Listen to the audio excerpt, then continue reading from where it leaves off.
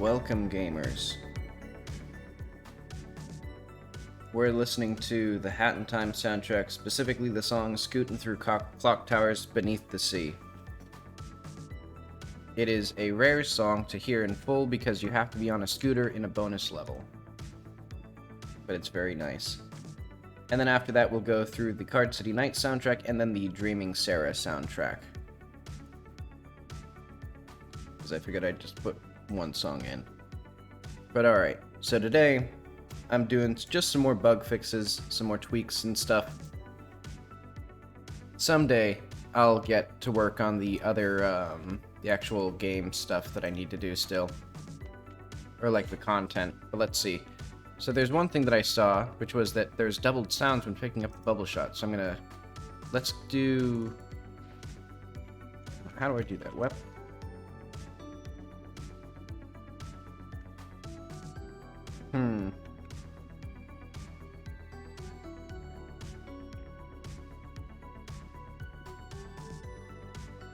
Okay, so I don't have it. Let's attach merge from scene.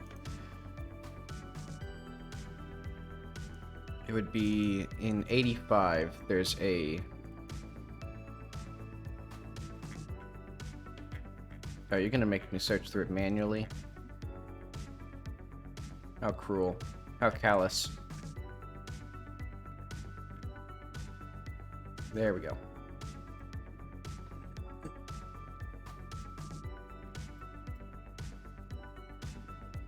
Oh.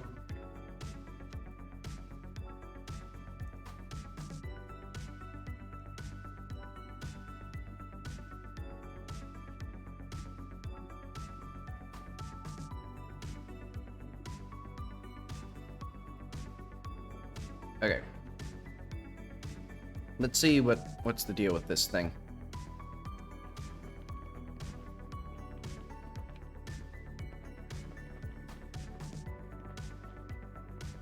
Yeah, those... I'm also gonna fix those. Yeah, I can hear the double sound effects still. So let's see what happens with that. So is it... I guess it would be... Yeah, so now we're in the Card City Nights soundtrack, and I'm gonna lower this a little bit more.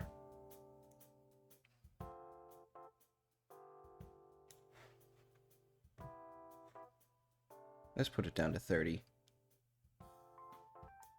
That's my default. Okay. Actually, I'll keep that up. So, I think what it is that in my player code... Where's get item?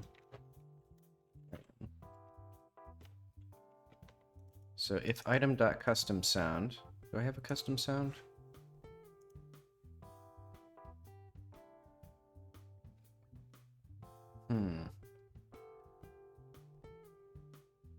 Oh, okay. It's a sound file. Otherwise, we play the item ID sound. So then we have, and that just has all of our weapon here, or stuff here.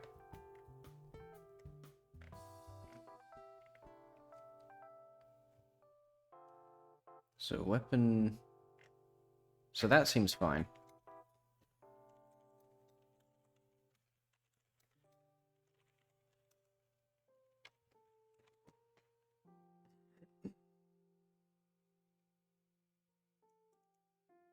What is this?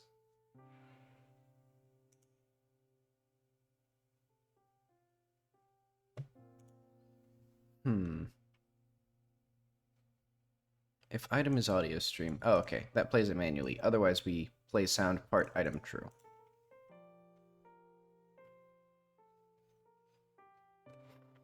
Okay. So I'm gonna see... It might be that I'm picking up 2 of them, so it might be a bug with the item. So let's do, like... global.gamestate.inventory. So yeah, we have a double-breasted jacket.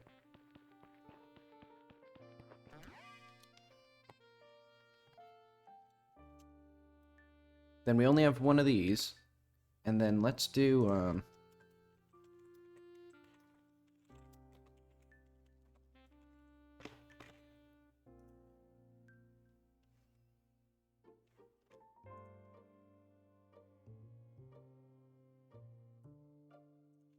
So yeah, we should only get one if this is called once.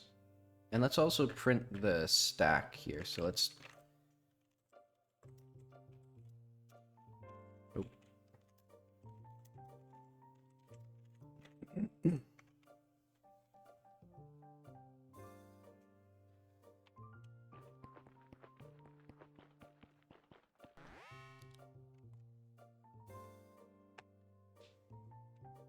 Why are we playing two of them? Oh, it's because we swapped to it.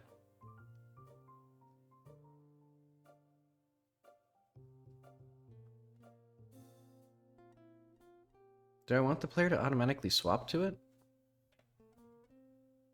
Maybe what I'll do is... Part item true, so let's play sound. So let's do... Sound... Oh wait, so these no longer need to be here.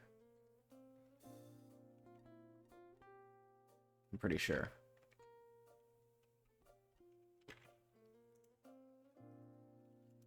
So let's do get node body part, get random sound type. So let's do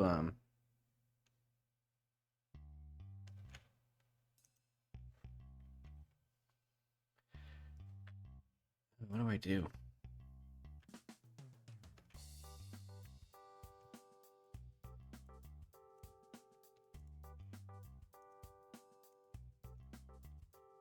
If oh, okay, we already do. So what I could do is just remove the wave shot sound from here, because I think what it is that I'm picking up the item and then switching to it.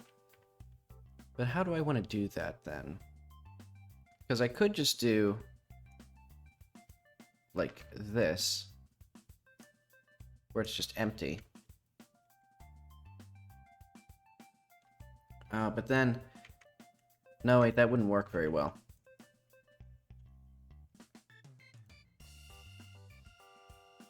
So let's do item.custom sounds.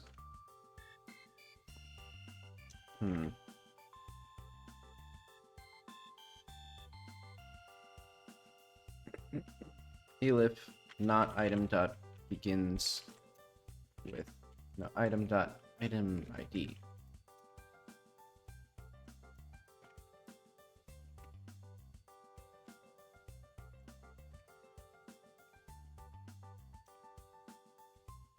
So that indicates that it's a weapon.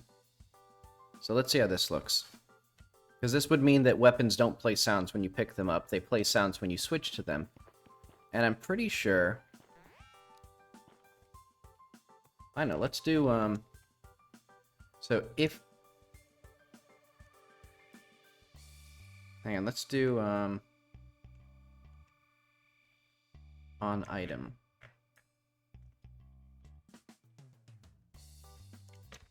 Swap.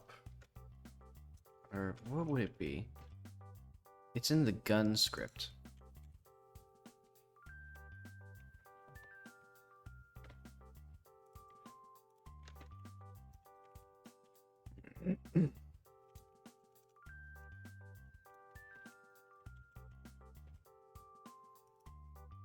If not startup, swap to ID. Does this always happen? Hang on. I guess it might always happen.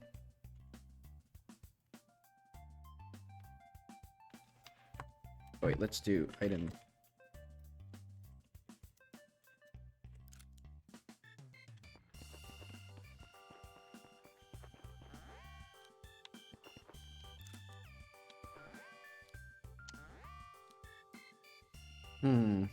I guess that's okay.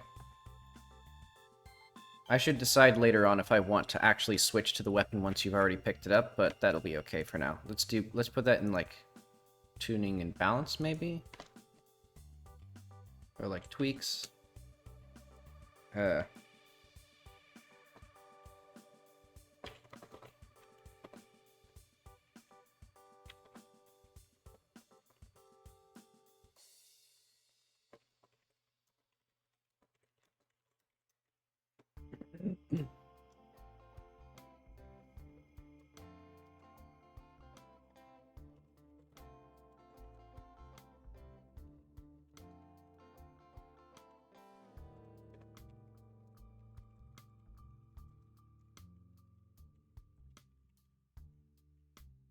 Alright, so that fixes that.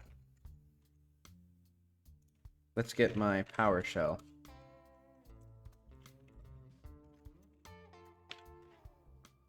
OneDrive,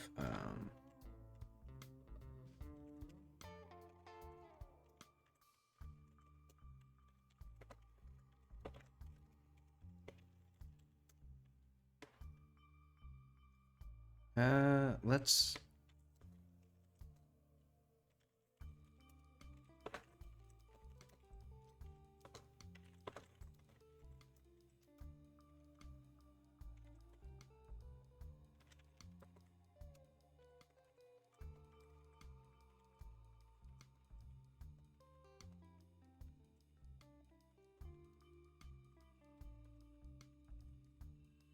I don't know why that's only started being noticeable right now, because it seems like it was a problem right when I created it.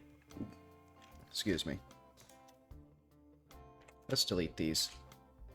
Let's just, like...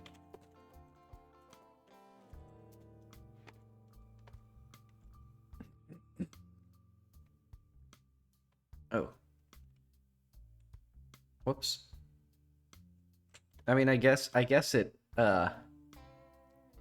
it indicates what it was doing. I was just amending the previous commit, but... Oh wait, also let's remove the print stack. Where is that?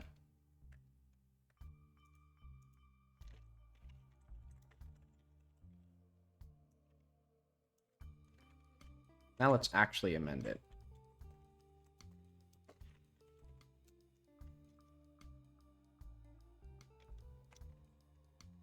Oh, cleaning up.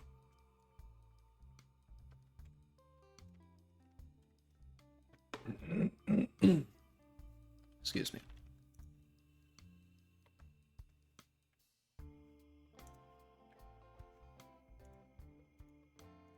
Okay, so that gets us that. Some combination of it. Oh yeah, and I figured out what this was.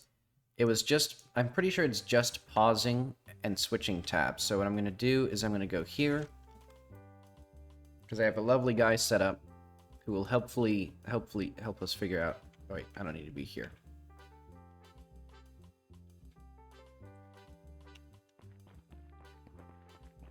So this guy, wrong guy. So if I pause and I unpause, oh, it's just pausing and unpausing. It's not even switching tabs. Okay, that's gonna be pretty easy. Let's do dialogue viewer. Let's close all of these.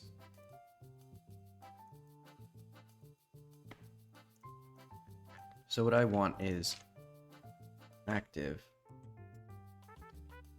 Maybe it's a... Do I have no... I have no notification... Oh. I know what it might be. Hang on.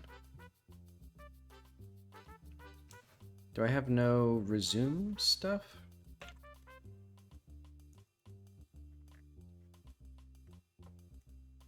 I guess it's here. No, maybe it's here. Yeah. Set process input.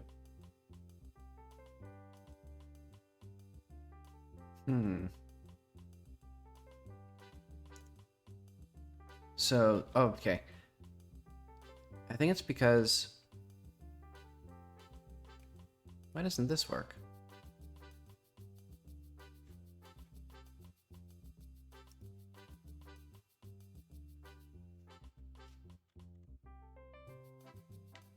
Oh, wait. Does it not process? So this one needs to process. This one needs to stop.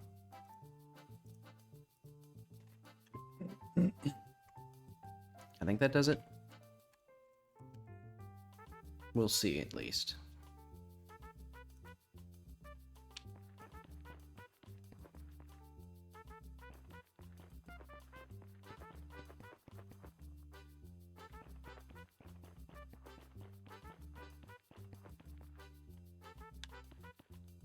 Those particles are so bad. Okay.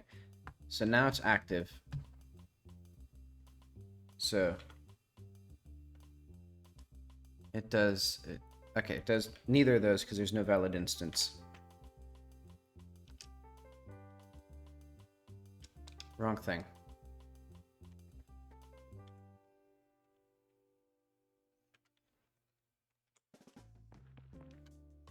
So we know that there's nothing focused.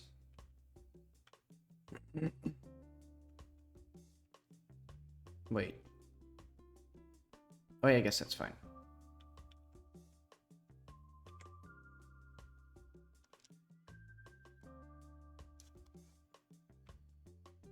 So yeah, we get our last focused thing.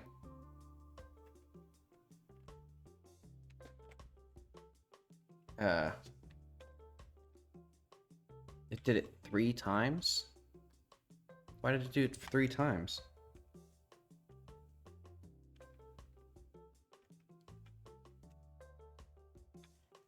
Okay. Well, I see a clear issue here.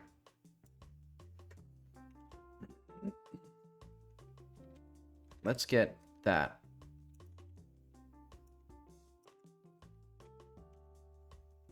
Because I think what I actually need is there a, like, set active thing?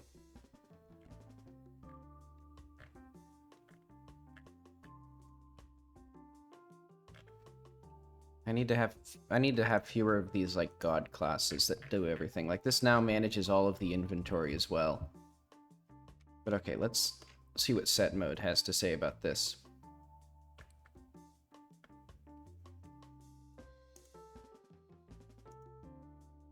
Because I'm pretty sure what it is. I think it's because of the screenshot. Like, it takes the screenshot and that messes it up.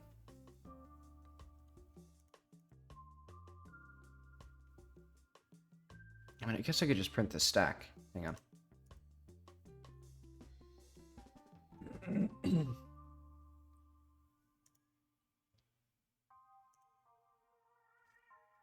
Like, one issue with this is that anytime this is hidden, it just gets whatever is focused currently, even if that's not something inside the dialogue.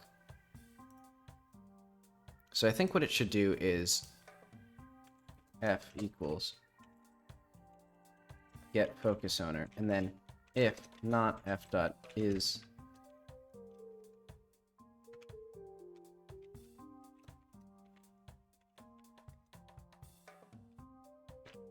so does is parent of a direct or indirect child? Okay. So if that last focused equals f. So that way it has to be a child of the node.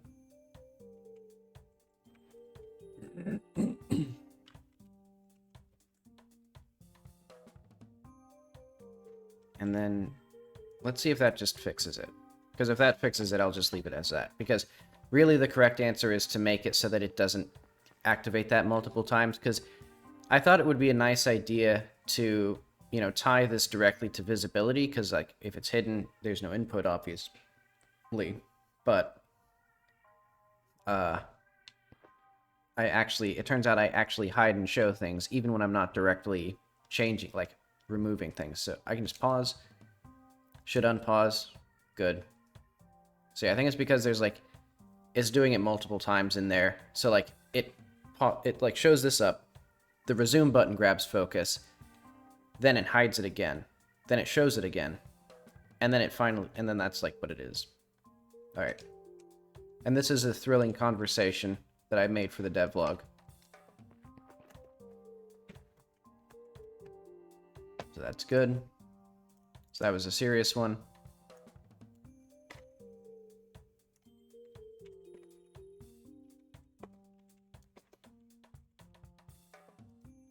Fixed bug where pausing. Fly. Focus.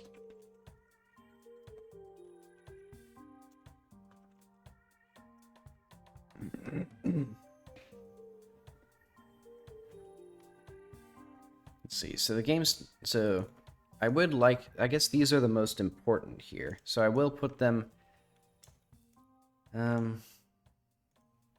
They're also pretty complicated, though. I don't know if I want to get into it.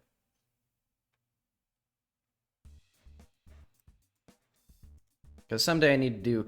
Probably need to create, like, semaphores for various things. Or, like, signals that are synced across multiple threads and stuff like that. But I'll leave that for now.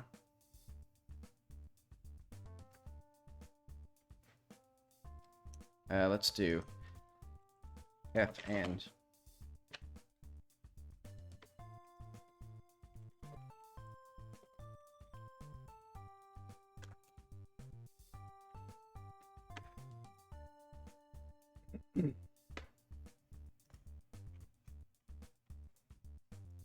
So let's do another easy one. So the contextual replies are the wrong color, so that's because they are multi-line buttons,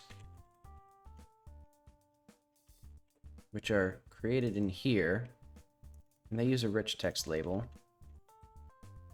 And that has the default theme here. So let's add, I guess, rich text label.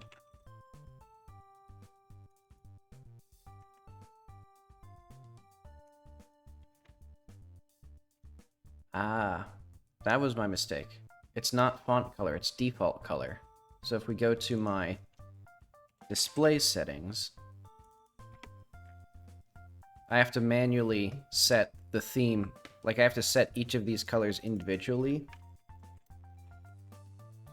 And I did not realize that.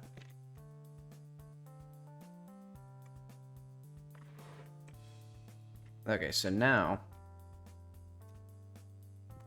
let's get Mr. Context back in here.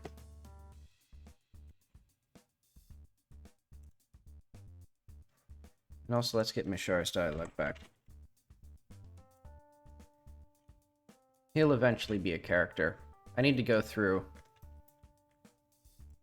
and just finish up all of the, like, loose threads that I've made.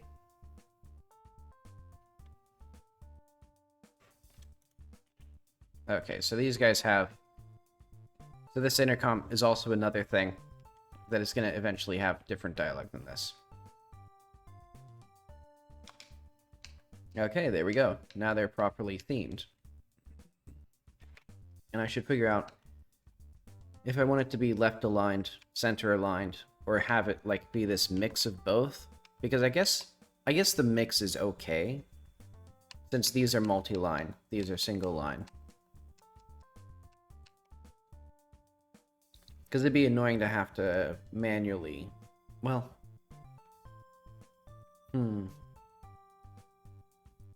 Yeah, I guess it's okay. It distinguishes between them.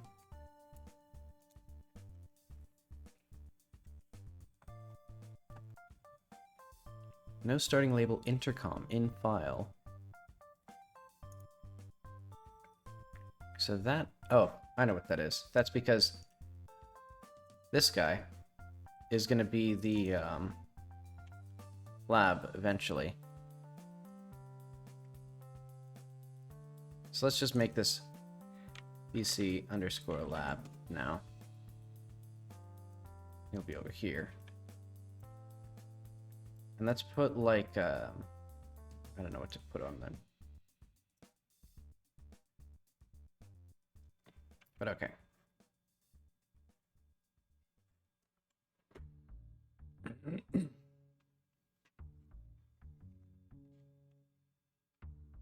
So that should fix...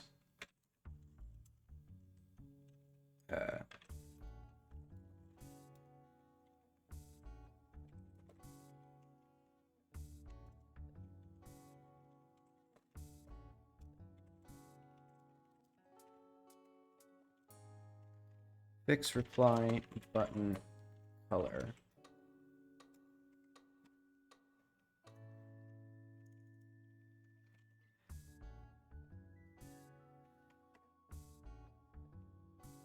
Alright, let's try to figure out these buttons, because I'm almost sure I understand what it is. And it shouldn't be... It could be kind of finicky to fix. Oh. That's unfortunate. That wiped out my entire game. Okay.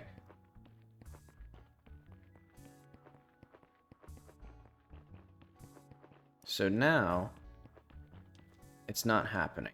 Oh, but if I... Okay, sometimes it is, though. And I think it's because when it's reusing... I can't tell if it's...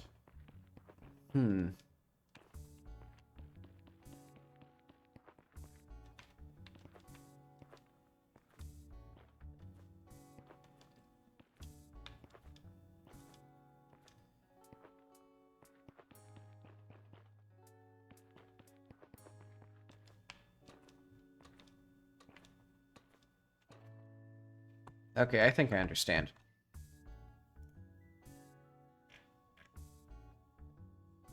Let's go to my, layer... bumps. It's because there's a subtle difference in behavior with my new change. I think it's when particles are reused, sometimes they're not, done correctly or whatever. So let's do, like, e.stop.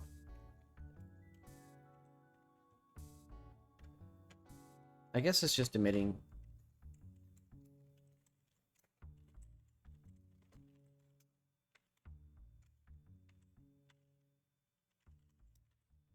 I guess e.restart.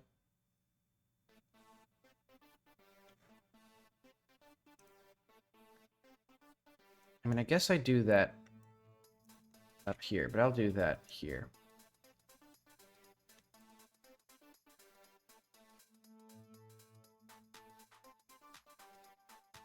And let's honestly call deferred. So I'll defer it again, so that there's like a frame where it's not emitting. Or I guess I could do... Yeah, I guess that'd be fine. To call deferred, remove particle E. And also, I'm going to skip this song right now. I keep forgetting that's a song that I find annoying. But I'll keep that up. Alright, so now I can do enter E goals.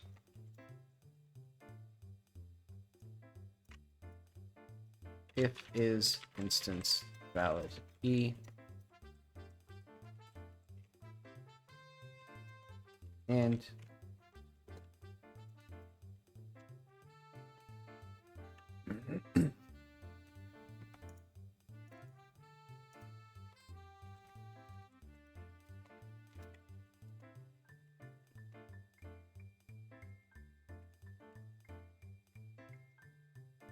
okay, so now there's one frame where it's not emitting. So that should hopefully make it work. Because the issue is basically it has to update that in the update frame. I think I still saw one that was like all fiddly. Yeah, I'm seeing a couple that are like wrong for a frame.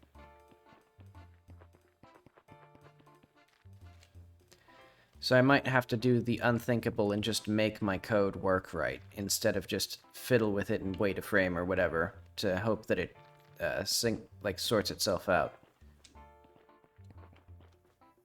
But I mean, it mostly works. But I think it was frame rate dependent though, and I think this one actually worked worse.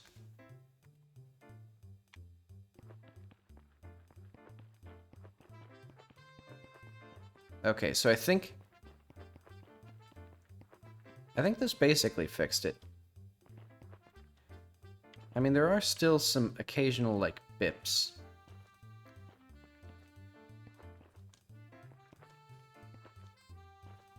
Yeah, okay. For some reason, jumping is the one that causes issues. Because you can see the particle for, like, one frame.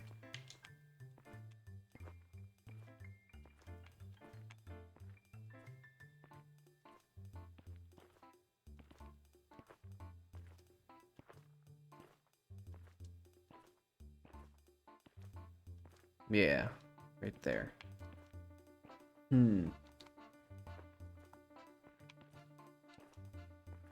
So it's most likely when running and jumping at the same time. Let's see if it's how frame rate dependent it is. So if I go back to the main game, which runs slower.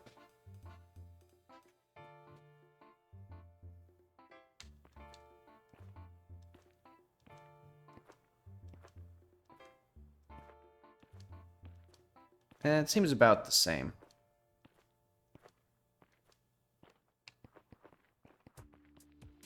Okay, now I'm seeing it in the running as well. And last time, pausing made it worse. For some reason. Yeah, now it's almost completely broken. I don't get that. And you hear that there's basically no sounds either. What does it mean?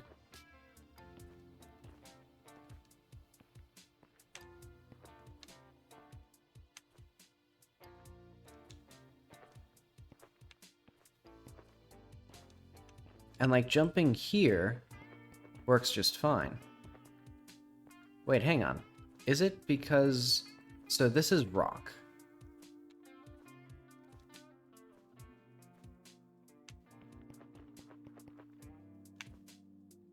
And this is sand, which has the placeholder.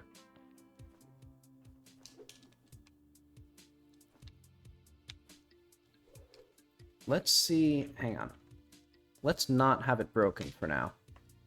And I'm going to test on the rock itself. So this is rock.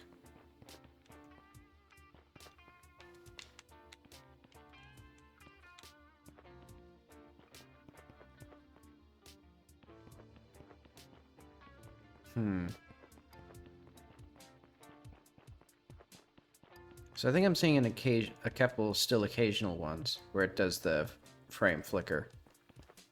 Yeah, I'm seeing a couple of them.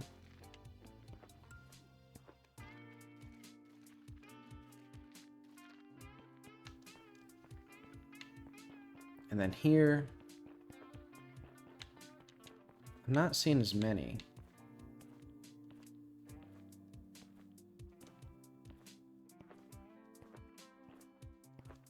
That's a very strange interaction. So I think it's something to do with the fact that these rocks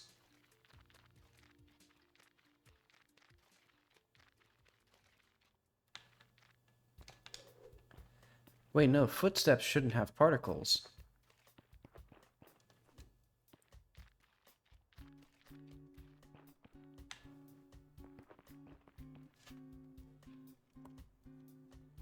Like, that's also an important thing. So let's do player... No, bumps. So impact.footstep. I want...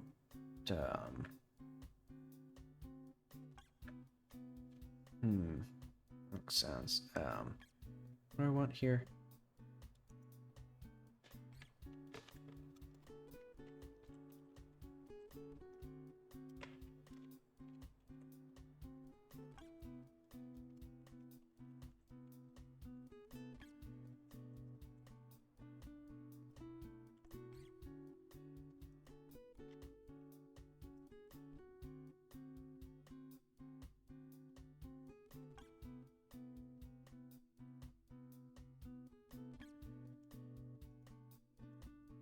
And then if not,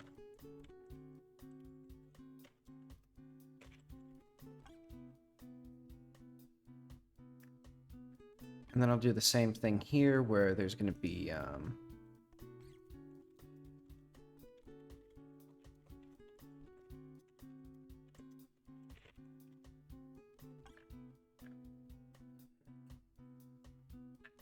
because basically I explicitly don't want particles.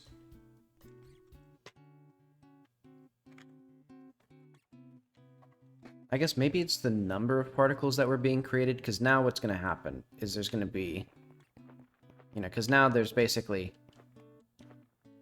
not as many particles being created, which could be, I guess, exactly what needs to be done.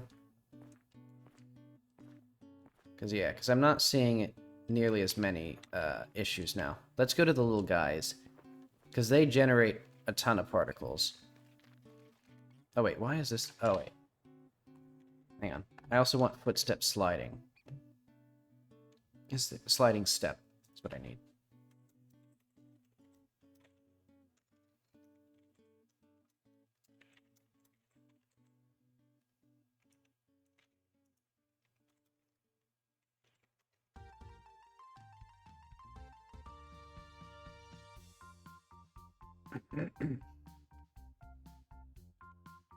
And then,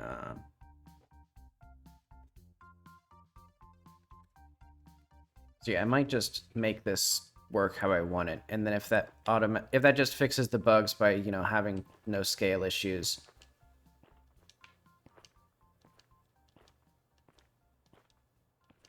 No, I'm seeing like a flicker, like the tiniest flicker, one frame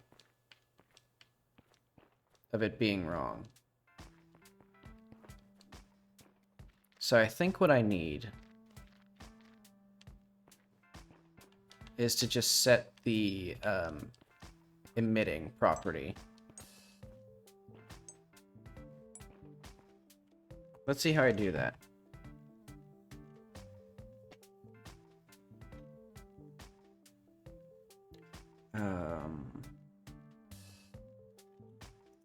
Visual Studio, let's control. Let's find or open a folder.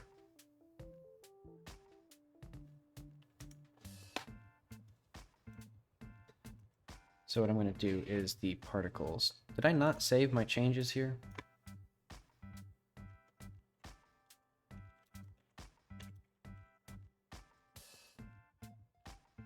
Let's make this one smaller.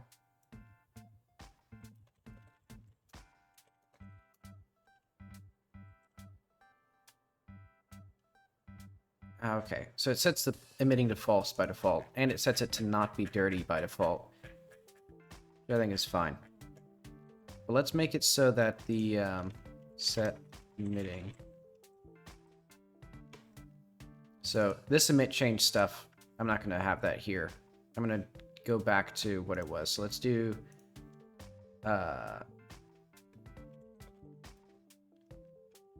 .x.head.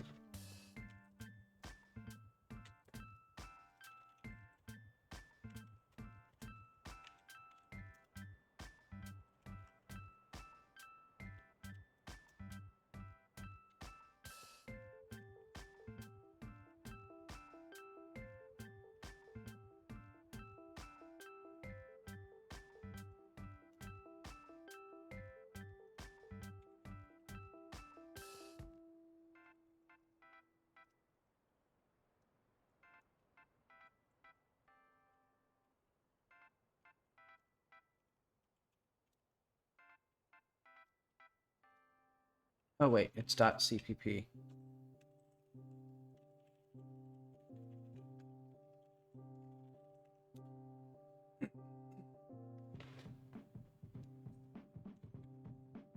Did they change the copyright notification? Okay. I wish I could do a side-by-side instead of this, because basically what I'm going to do is I'm just going to replace, or bring this code back for the set emitting function.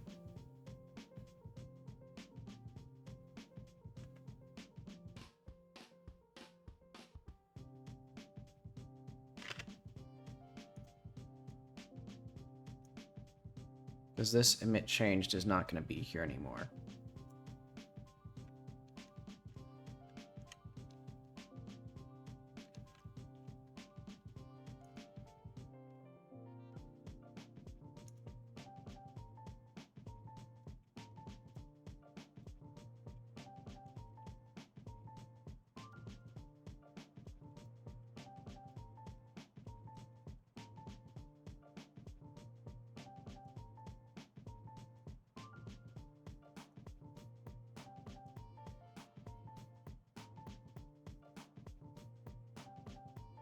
Also get this.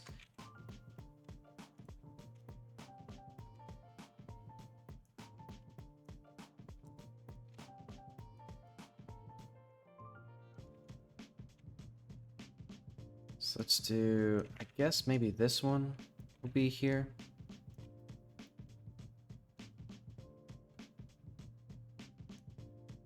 And it's going to be something like this, where if not emitting and not data one, or not data one shot, I think.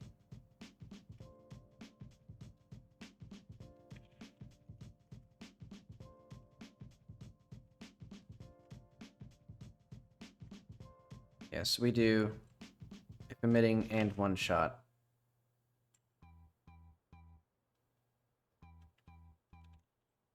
And I guess one shot will be part of the data. So let's do that in shot.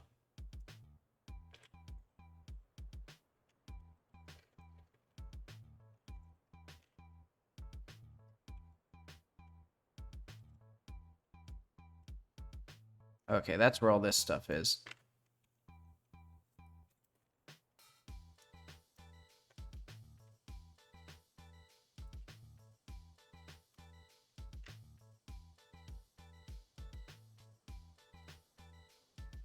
Let's make sure this is all consistent. It's not.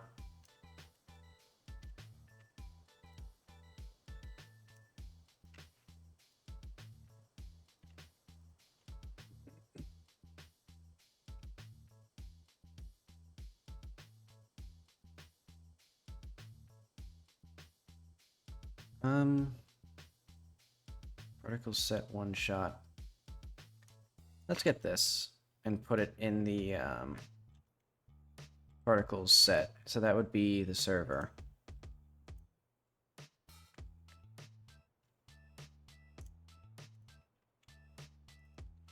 No, wait, no, that would be the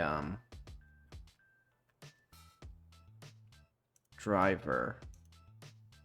GLES3 rasterizer storage particles set.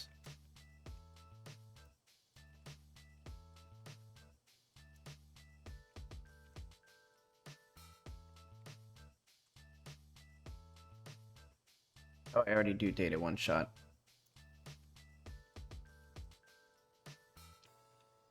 So what does particle set one shot do?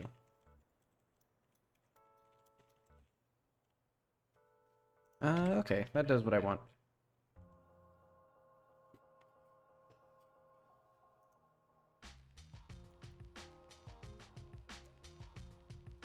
And also what I'm going to do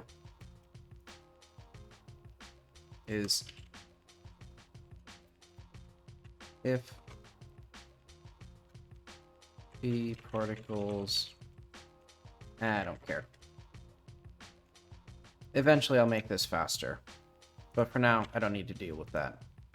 I'm just going to control one shot here, and then it's going to do the restart. And then we'll mark it dirty.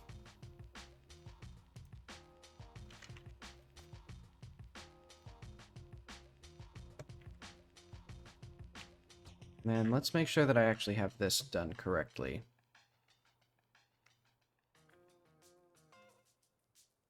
Because I don't think it needs all of that stuff.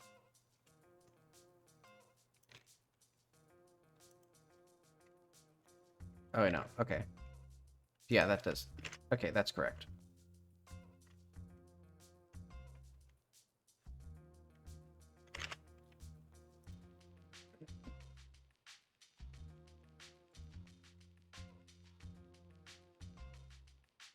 I wonder what set process internal does. Yuck.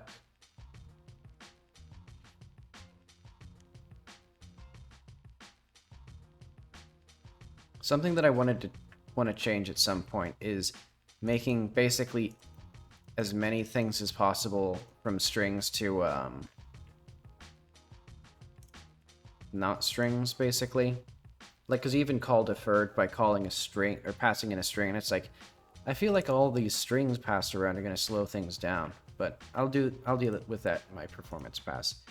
Let's do a, is this the right thing?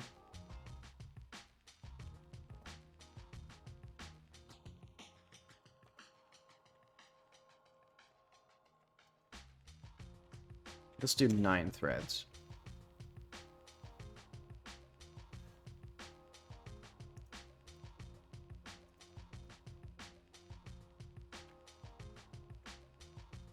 Okay, I should also close this out. So basically what this does is now emitting will still immediately like send it off to the data. Oh wait, I should also emit changed. Right, this doesn't exist anymore. And I don't need this either.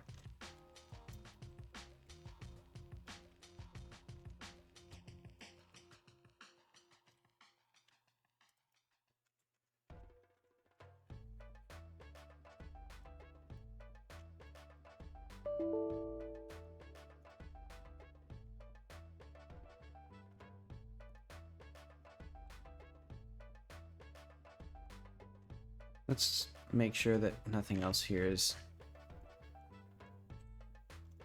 Let's see if... Oh.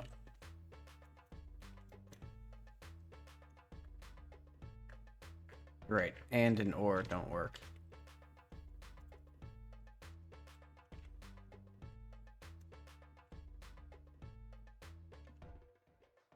Okay, hopefully this doesn't recompile a whole bunch of stuff. I did remove a variable there.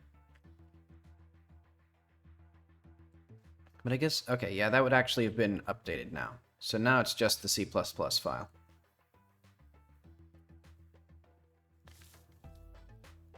One shot. Okay, that's because we need data that one shot.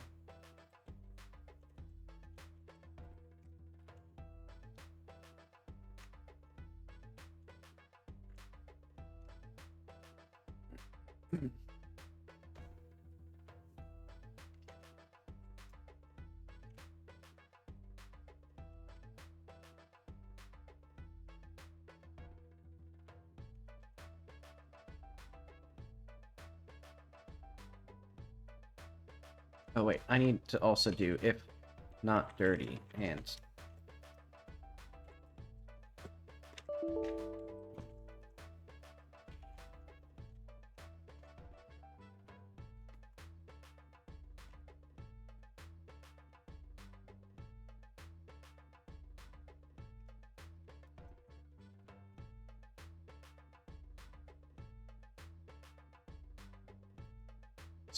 So if we're not emitting or we're not one-shotting. Okay, that seems good. Let's do this one more time. But now actually, I might want to avoid this function. Well, nah, it'd probably be reasonably quick. As long as it doesn't allocate here.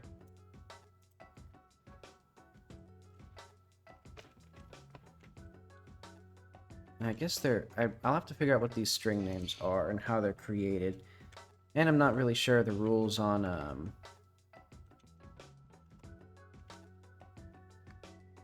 yeah, I'm not sure on the rules on how Godot, or even C++ does that. This is the wrong Godot. This is Godot 4.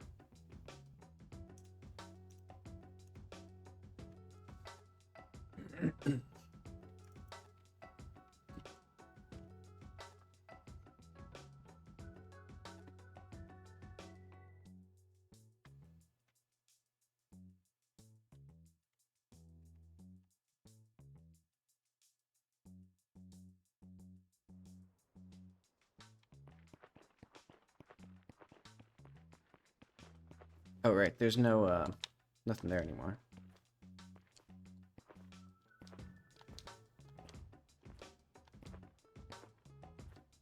I mean, maybe I should just have... Let's just have that for now. So let's comment out, like, what steps.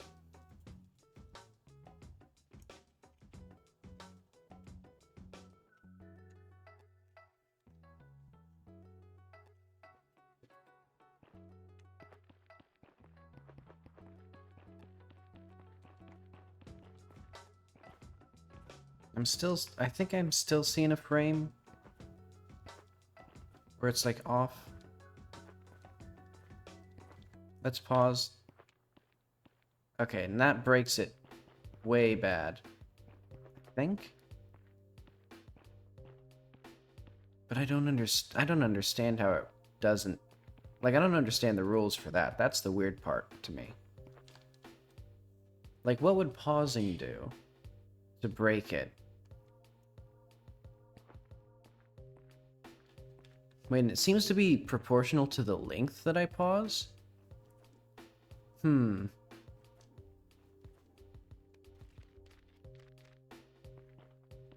Maybe the particles don't,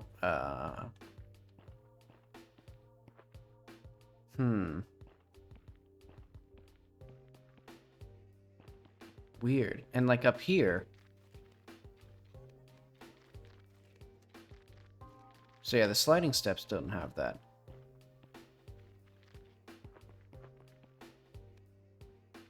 Okay, so I haven't really solved the problem.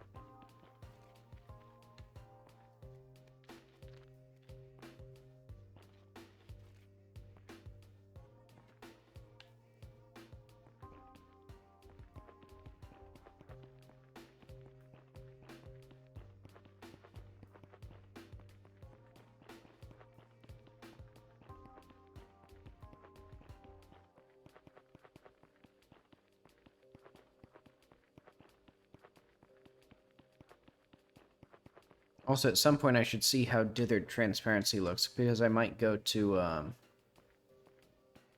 I might do that. Yeah, that's weird. It's like the sand particles are wrong. Excuse me. So why would that be? I guess it would be because particles, sands... Well, they're all sand particles. They're all the same particles.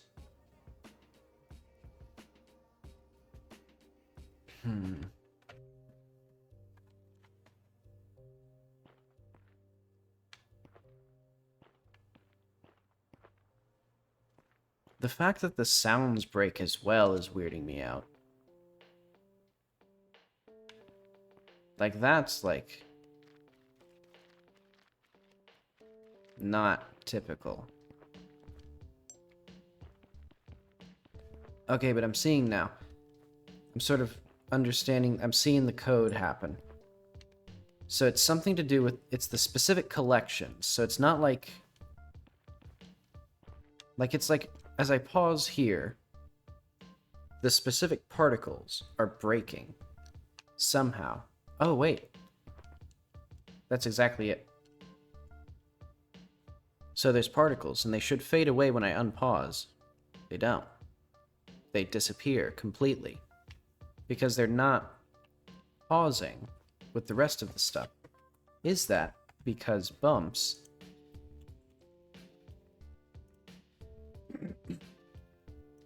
Excuse me. Does this not have a pause mode? No, it does. Yeah, so this explicitly should stop.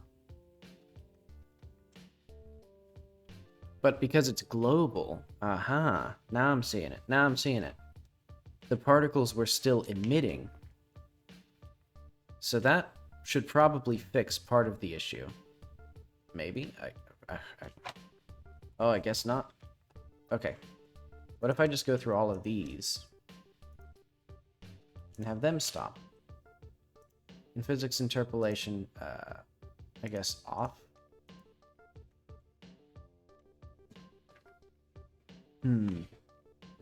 Is it because it's using internal process? Does it need to be using process instead?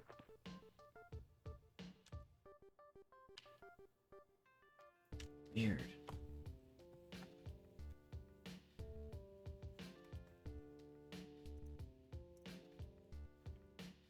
Is this a bug with other things? Hang on, let's go to the pistol.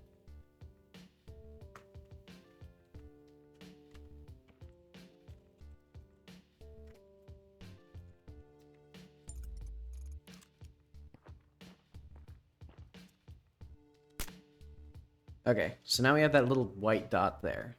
So that is the particles from the pistol's impact. So if I unpause, that works just fine. Why does that work just fine? So let's do, get tree.currency.add child e. What if we just add child? Like, why do we need to add it there?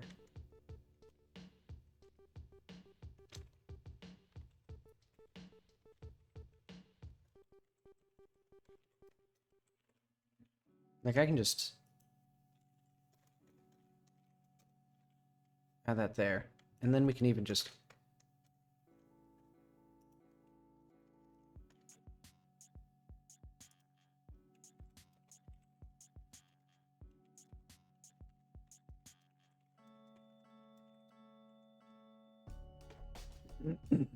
And I don't think I need this anymore.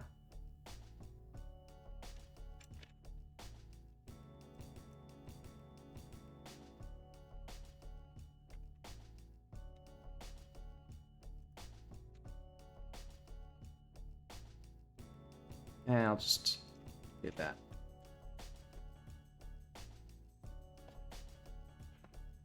You know, because it's like, whatever.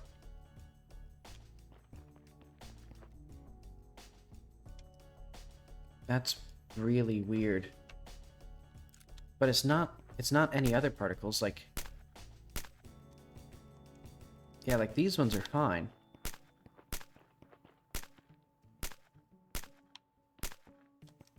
So it's just the ones that are duplicated, I think. And also they're all janked out now. Yeah, and we can see some of them are like... So I think it's any one of them that were timed out by pausing, like, break completely. But why is that the case? And was this true before my changes? Let's go... Hit status. If... let's, I mean, it didn't break anything, so...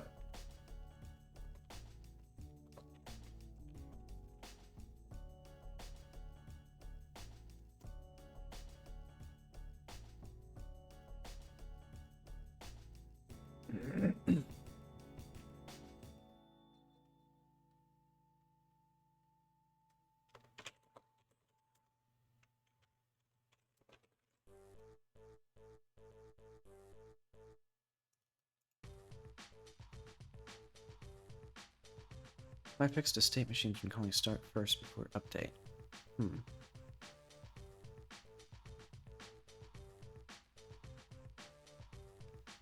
Split out particles data. Moved CPU particles, applied fix. Okay. So now we're here, and I can build this version. Oh, this will be a while, though, because I have to recompile the visual server. Alright, let's chill out then.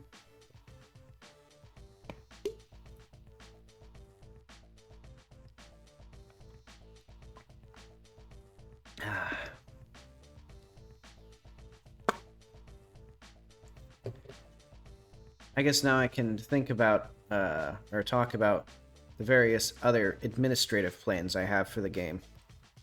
So I talked on the Discord server about potentially making a Lemmy instance, which would basically give me like a Reddit, or like a subreddit, but I own it. Like, because Lemmy is basically like Reddit, except you can just... It's designed so that you can spin up your own instance of the service, and then the websites communicate to each other, so you can browse different versions of it. Like, you can make an account on one instance and browse on the other one. So basically, I just want to make one where the only user is me, the only subreddit is the one for the game, and then I just make announcements through that. And that way I still have things like comments and stuff, but it's public and I control it, because with recent increases of social media, well, basically... Let's see, I'm going to pause this, or lower it a little bit. But basically, social media has been part of the recent tech bubble that is now rapidly, or probably about to burst. Well, I guess it probably has burst technically. But basically, there was a bunch of money from venture capitalists going into social media. That's why everything was free online. They didn't, that's why YouTube didn't care about ads or ad blockers. It's like nobody made any money. They were all funded by venture capitalists. And now the venture capitalists are like, hey, you have to make money now. And all the websites are like, oh, we don't know how to do that. That's why Twitter wasn't profitable even before Musk got it, and it doesn't. And that's why Musk's been so aggressive about like trying to get revenue in, because there's no more just free money from venture capitalists. And that's why Reddit is doing the things with its because it's going public on the stock market, or already has, and it tanked because it hasn't made money in 17 years. They were funded by venture capitalists the whole time. It's a complete sham. Discord, bought by Amazon. Amazon's eventually going to want to actually make money on that. So it's probably going to do the same thing, eventually at some point. They're going to just make it worse and worse. So I would rather just get ahead of that and have a website that I control, because this game is either a hobby that will hopefully make me money or an outright business. So, if I pay, $10 a month or something to host an instance of Lemmy, either on my computer or on the cloud, I'd be fine with that. And then eventually I could even do like other monetization things. Like I could, I don't know, make it so that you can pay $1 a month or something like that to like have your own account on my hosted Lemmy instance. Just thinking of things that I could potentially do with it other than just using it as like my bulletin board with a comment section. Because I can also just use my own personal website, but the only limitations are people don't want to make a new account just for like my games forum or something, The game has to have a huge amount of cachet to do that. Even things like Blizzard can't get people to make a new account, or things like the Epic Games Store. Like, people don't want to make a new account for that.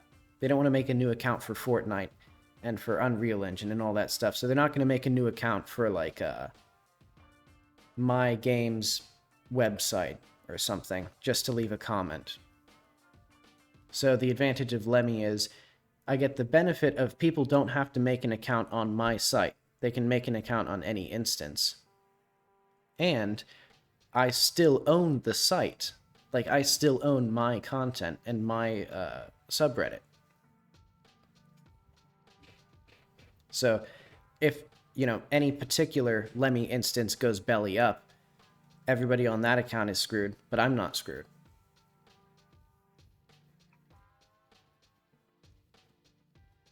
And that's the idea and that's hopefully the plan with that. Though admittedly I haven't gotten it up and running yet. I still have, there's talk.needleful.net, and I'll show you what talk.needleful.net looks like right now.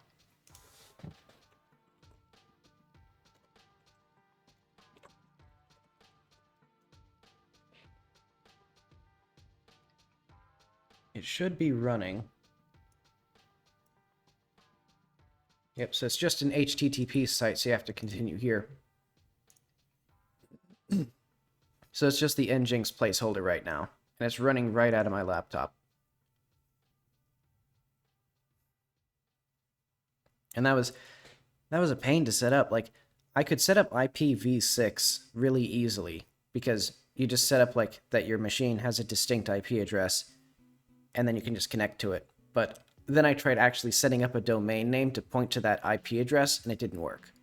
I had to use IPv4, which to do that, I had to set up port forwarding, so I had to remember the password to my router and like basically just reset it and make a new password. It was annoying. And I also had to set up dynamic DNS because I don't have a static IP address through my ISP, because that's like a business class thing that they offer. But I did check the terms and service. I am allowed to host content from my personal internet here, but they just have a warning to like make sure that you're, you know, like if you have content directly facing the internet, make sure you know what you're doing. And well, I don't, but that thing doesn't have any data on its drives. So like the worst that'll happen is someone compromises my Nginx server. Right now, at least. And hopefully eventually I'll get that set up, because the only issue is I've heard Lemmy has kind of bad performance, but apparently there's been big improvements with that. And also, it's only me that's going to be on there, because maybe eventually I'll open it up to other people, like I said, but that wouldn't be like a free thing that I'd offer to anybody.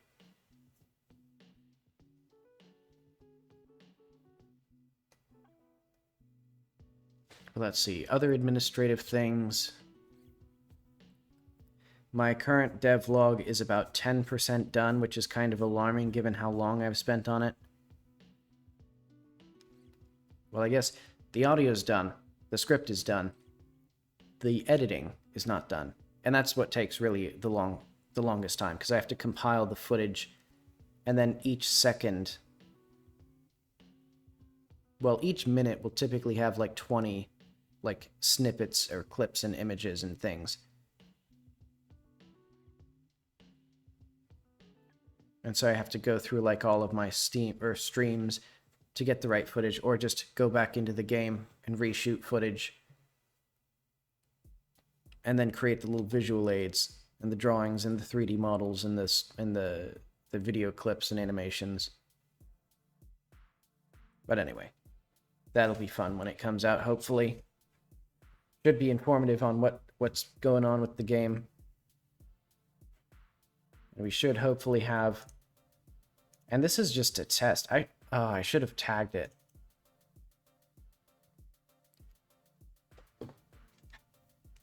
Tragic. Oh well.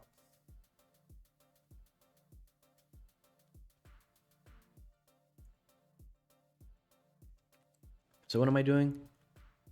Oh yeah, making sure that the particles don't break.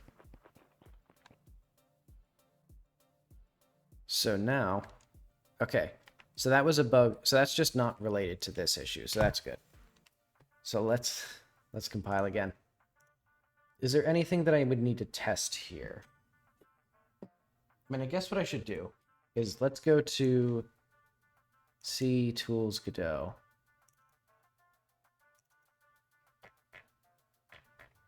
Bin. So we have this one. Tools x64.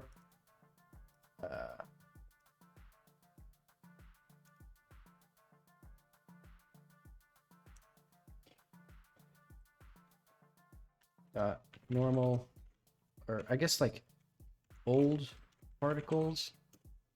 I'll also need that for profiling eventually, because I actually want to see in more detail what the performance impact of those particles were, or that this thing.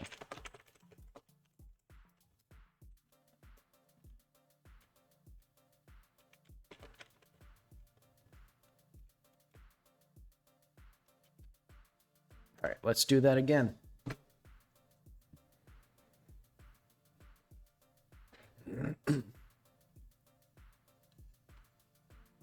All right, the other plan that I've been weighing over, I might have mentioned it last stream. I can't remember ever what I talk about on these streams. I might at some point set up a Patreon. And I think, yeah, I'm pretty sure I mentioned this. But basically it would be probably weekly releases. Yeah, just weekly releases of the full game would be the main thing. And then, I don't know, prioritized support maybe or something.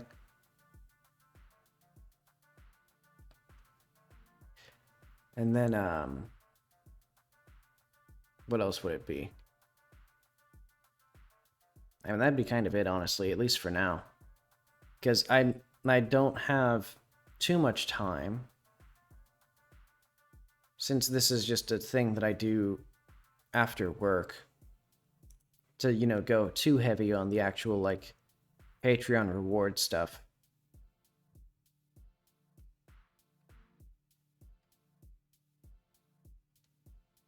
And also, admittedly, a person could, if they go through the GitHub, you know, to build the engine and then build the game, they could make their own releases for free, but most people aren't going to do that, so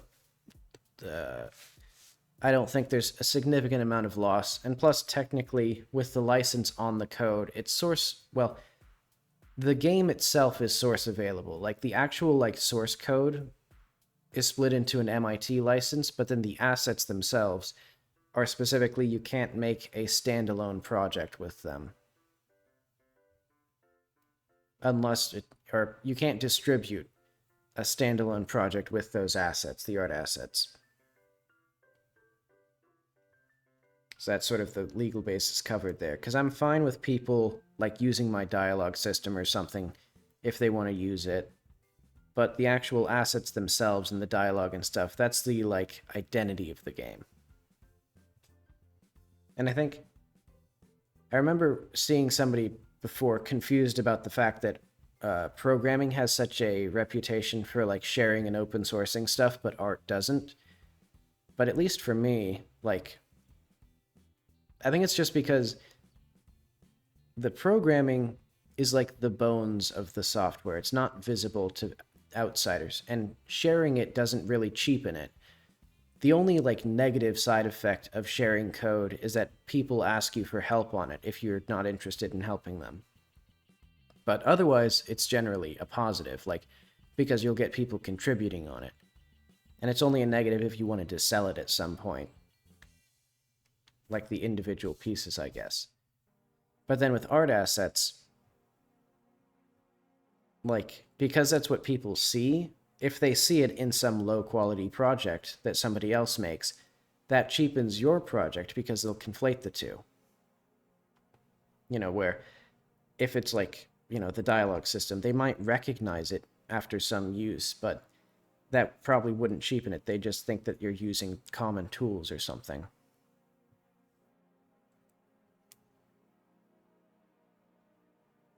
And I think art in general is not specifically designed to solve a problem. Like, the Godot engine is specifically to solve a problem. There's, like, and there's opinions on how, like, that it has on how to best solve those problems, or at least how to solve those with some reasonable amount of effort. But it's not really a personal expression in the way that, like, oh yeah, I forgot. Clicking anything with the mouse freezes the application and freezes the compilation.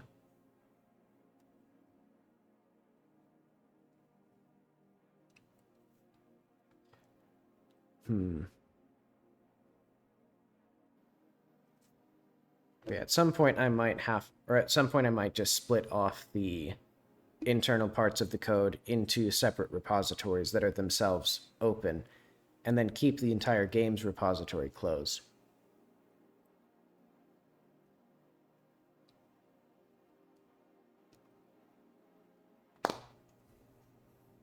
But if I do that, I'll, like, announce it publicly at some point, so that way there can be a gold rush of people getting the code before it goes offline. Because I think I've mentioned it, I might also want to commercialize my dialogue library. You know, put it up on Godot's asset store, make it good for Godot 4, and get that working. Though if I do that, I would actually need to write a proper parser and errors and things like that. And, like, the ability to configure it properly and, like, plug it into other things. It'd be a big project. So I'd probably only do that after the game is released.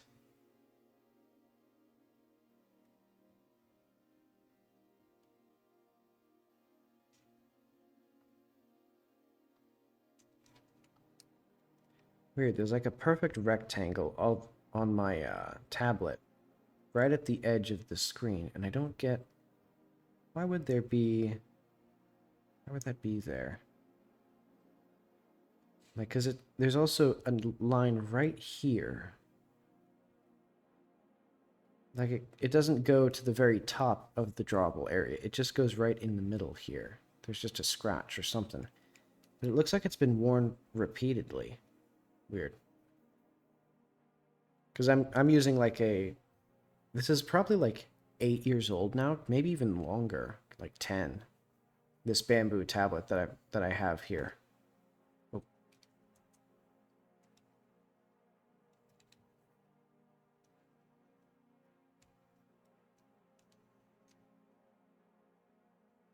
And I should say, this current devlog that I'm working on is all about these dialogue mechanics that I've been doing. So that should be fun.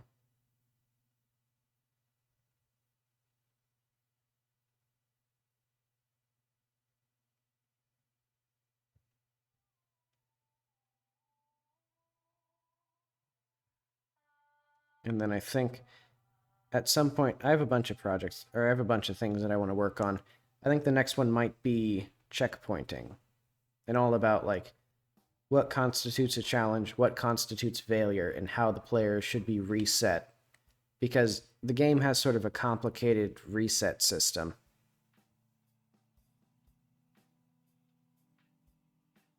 And I only need to add one little bit before it's actually everything that I want to talk about. Which is actually one of the things that I need to do for my current devlog, is I actually need to make some of the content that I talk about, because I wrote the script for it like 2 weeks ago. And I talk about a few different things, or I give a few different examples of the mechanics in action, and they aren't implemented. Like, they don't exist in the game yet, so probably maybe on Friday I'll do that.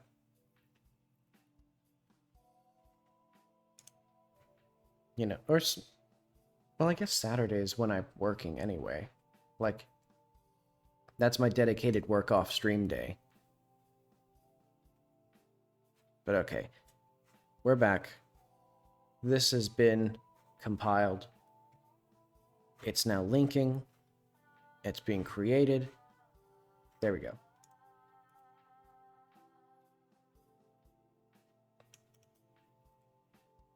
So we have the things don't work right. It doesn't work. But why does it not work? Let's see Godot particles. Godot particles disappear, pause.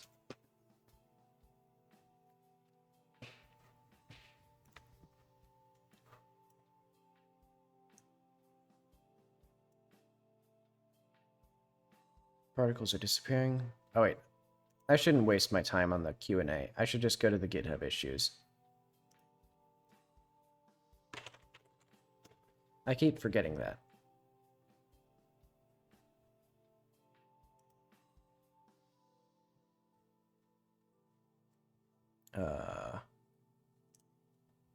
Issues, particles.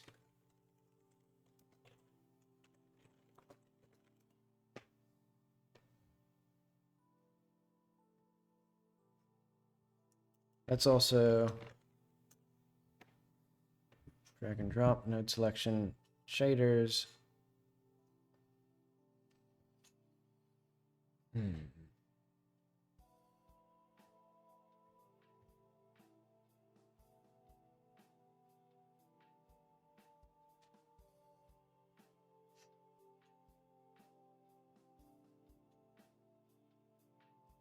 Let's do particles pause.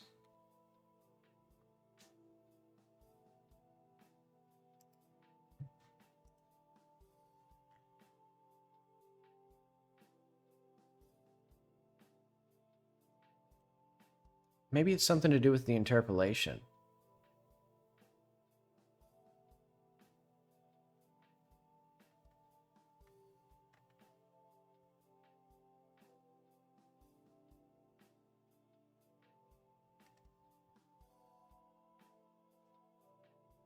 I mean, I guess it couldn't hurt to try. Let's go to the bumps.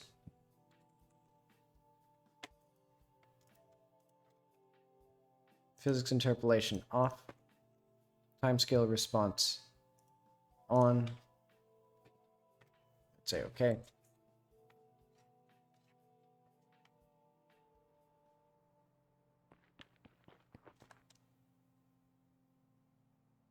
So why these ones specifically, though? What is the deal with these ones? So if I do... So those green particles, they work just fine. But for some reason, the duplicated particles don't. So what do I do differently? Is it because they're one-shot? It might be, actually. Wait, no. Because the player's particles are one-shot. Pretty sure. I think they might be in the base mesh.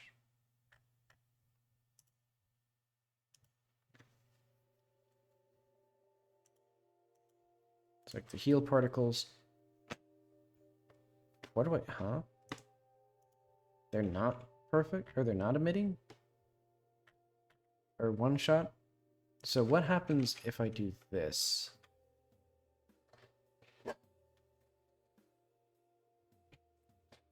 That's weird. So how do I set them?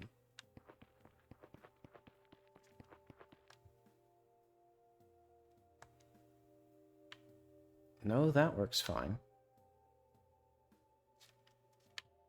But okay, the... Okay, also, the sound emitters don't work.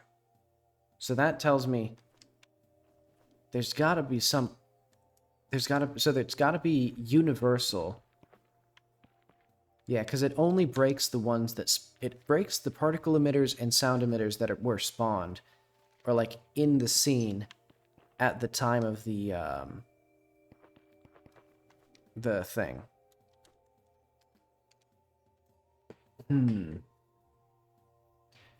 So we're getting closer and closer. So is it... do global things or auto-load things not work properly? Let's see. Auto-load. Godot. Auto-load. Pause process.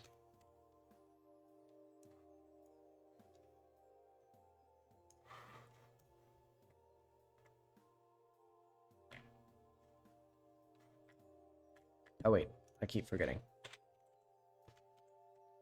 Actually, do I have it open? I do.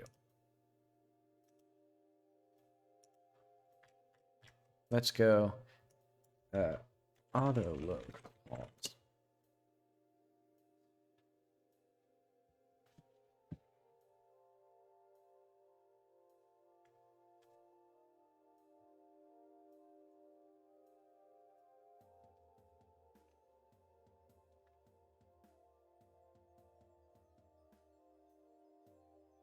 Aha.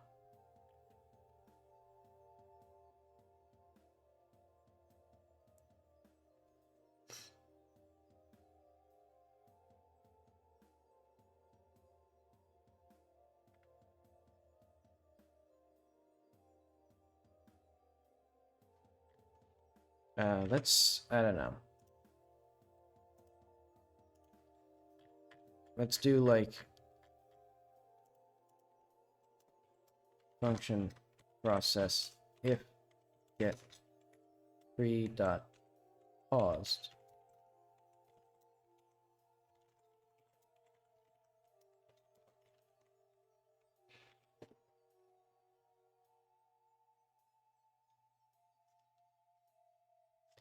Let's just like that.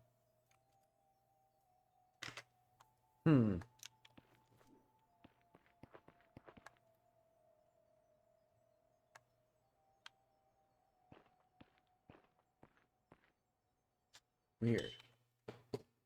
Yeah, we're getting some... What does that mean? Function ready. Assert.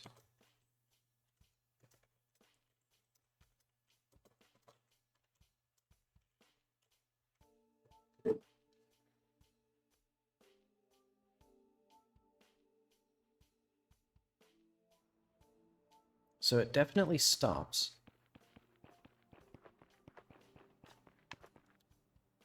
But for whatever reason, those don't work.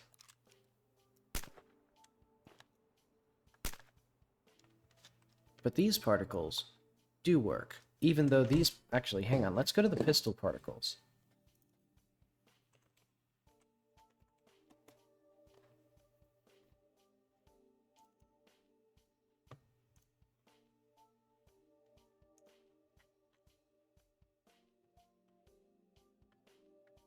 I guess it's because these aren't duplicated.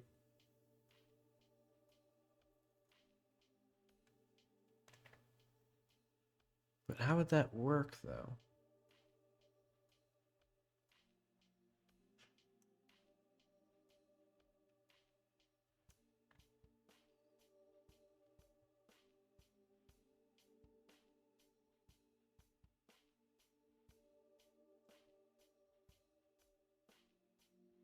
I just don't get it.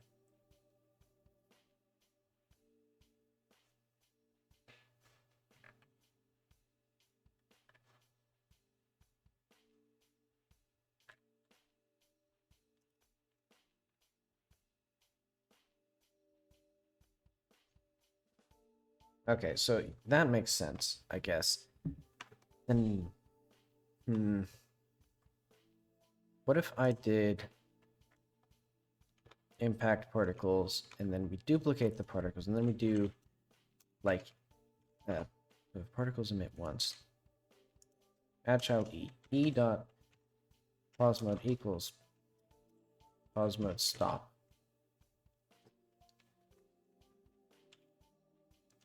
Maybe that's enough to fix it. And so this was, and what? Huh. I don't get that. That's a funky one.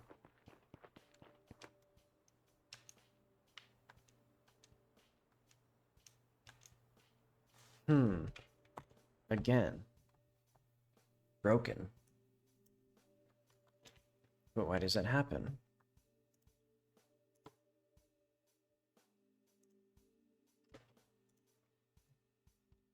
So particles paused don't work right. Is it? Let's add like a,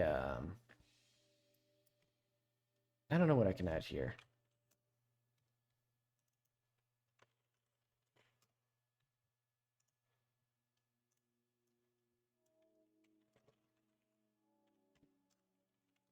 If get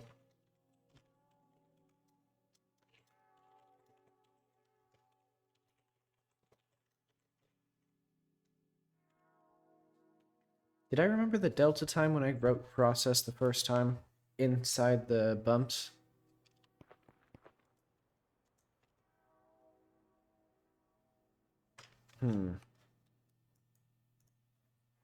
Let's set this to process.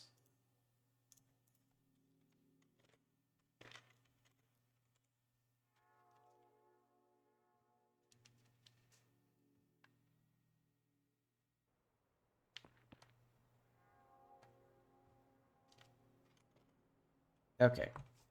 So that does work. So inherit works. And I think that should work. So is it duplicated particles do not properly create their what does it mean? What if I did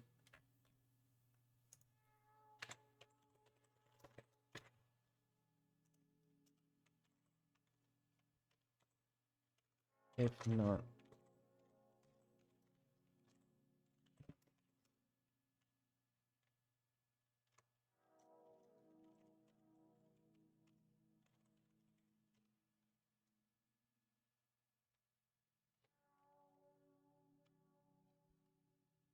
Okay.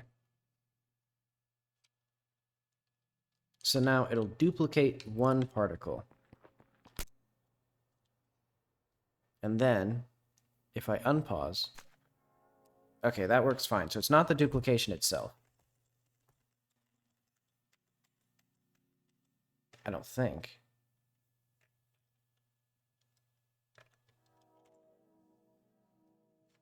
So is it the process material? The draw? The one shot?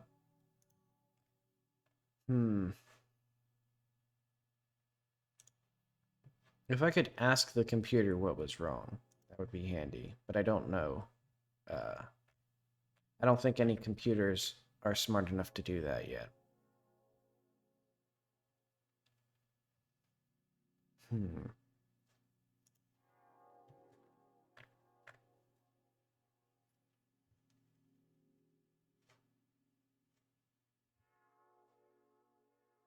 I mean, I guess what I can do, let's just copy, let's copy the process material.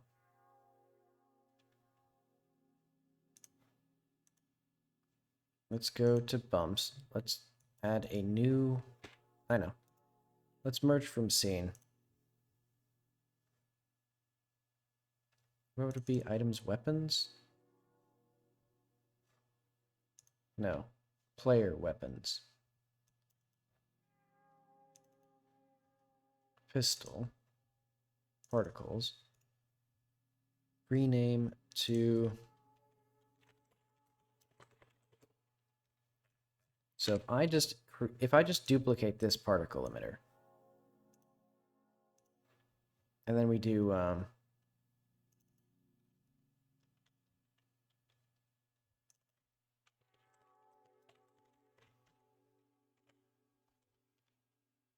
this. So it'll just create two. In fact, let's make it.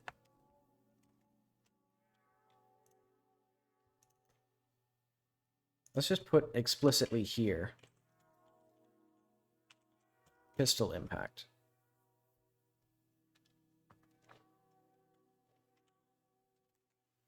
So it'll shoot out the little white things.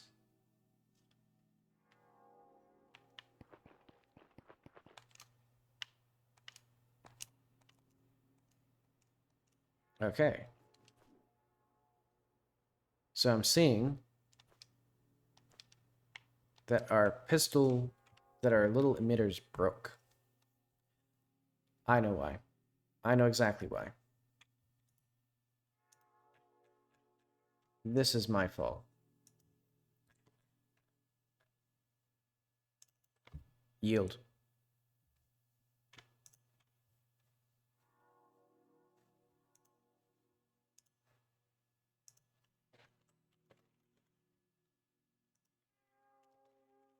They're not processing.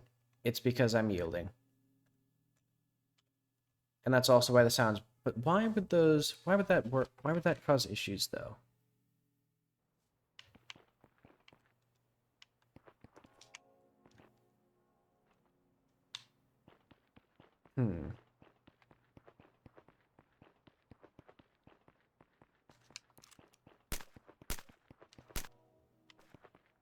Hey, look at that. If I pause, and then they keep going. Alright, good. Well, I'm glad we fixed that. I don't know why that was the issue, though. Because, like... that shouldn't have been the issue. With all this stuff here. Oh, well, whatever.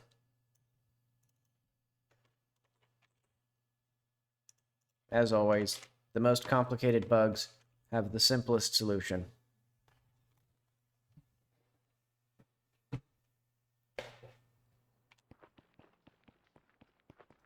And now we don't have that, but we do have little puffs when you puff.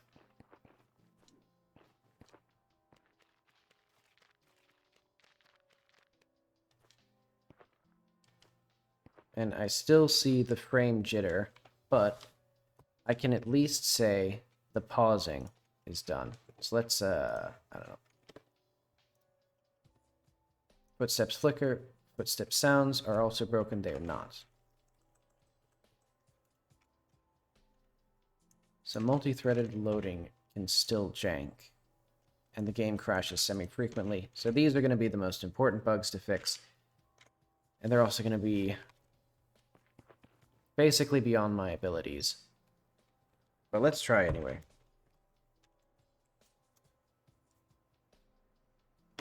I'm almost certain I know where this bug occurs, though. So if we go to this...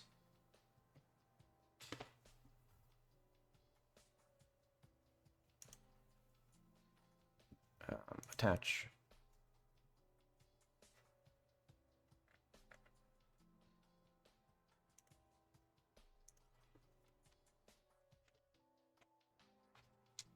So it's going to be the same sad song that I've heard a million times.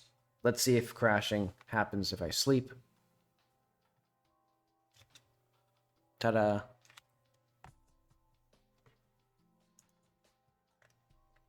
Right in here, right in free static, right in the mem delete for the... What is this? Yeah. Deleting a thing inside a dictionary, inside the destructor for the object, because it does this.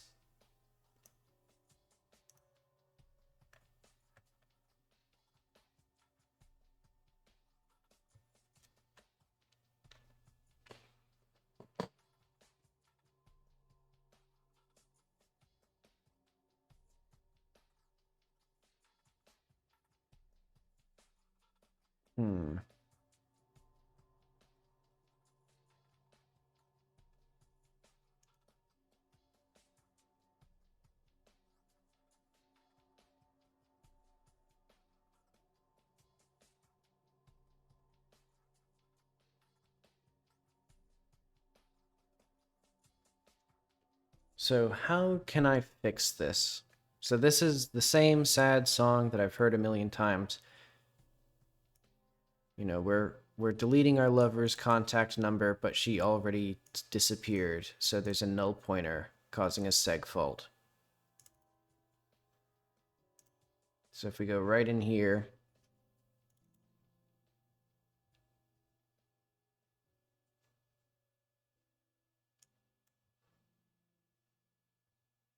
should be this.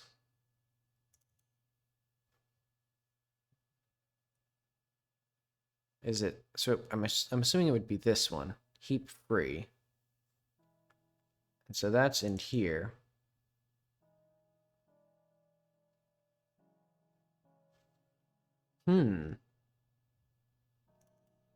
Interesting. Is there some known invalid? Wait, what is this, actually?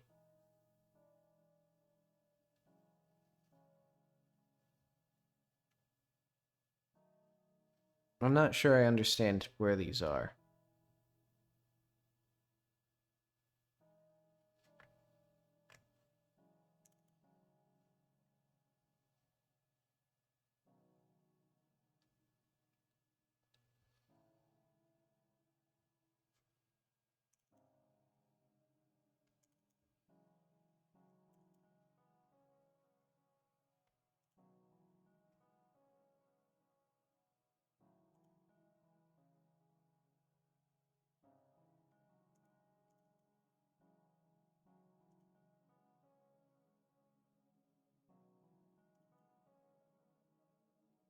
Can I get, like, the local variables?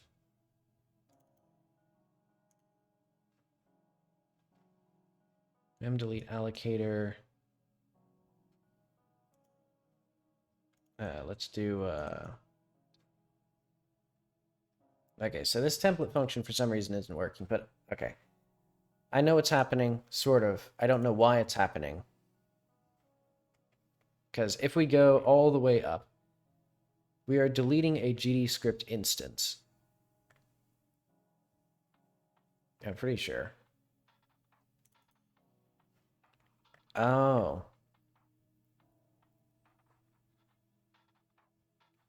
Is it an object that's being deleted that only has a reference to another item that already exists? But why is it an input event key? Like, why is this being the thing that's deleted? It's a reference to an input event. Like, who owns this?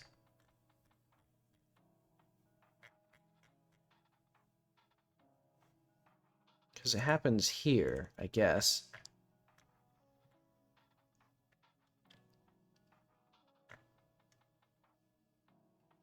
So it's in the data.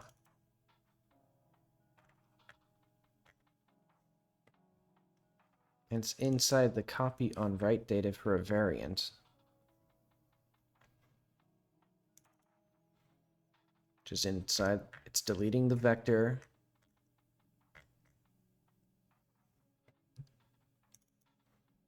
And it's when the script instance is deleted. So there's some script variable that's getting killed here.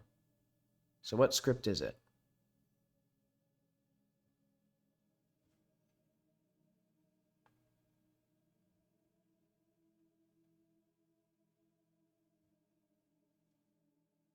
I don't know which one it is. Not tool is valid.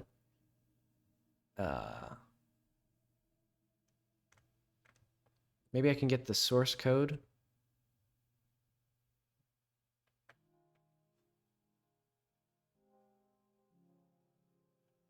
It's a coat. A code is getting deleted.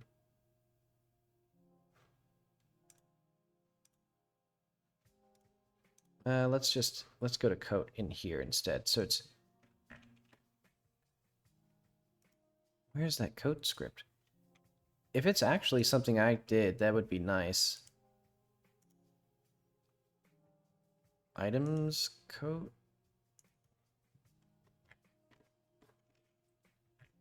But why would this have, I don't think this has any attached, like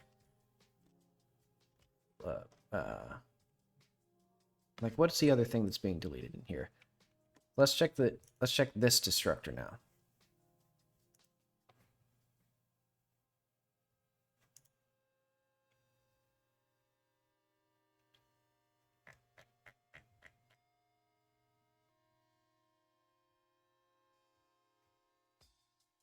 So an enemy body with a coat is being deleted, and for some reason the coat has a list of input events, I think, and one of them isn't. Yeah, so there's a list of variants here that is being deleted, and one of them is an input event key, and when that gets deleted, it deletes another input event key, and then that causes this error with the signals, because for some reason the input event key has a signal. I don't get it. But okay, this is good to know. I did not see how deep... Man, this is so... So it's inside the... It's a million function calls deep. It's like, let's see... So it's iteration. Flush delete queue. Why is it going to the disassembly? Remove that. Get that out of here.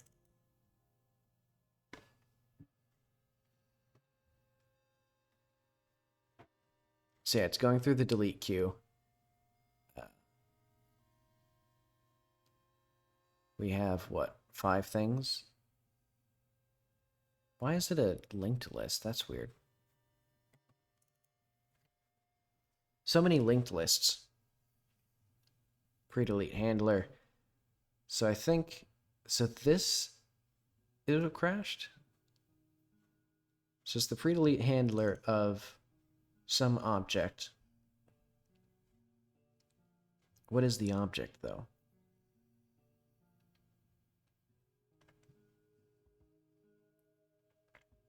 It's a multi-mesh system. Is it?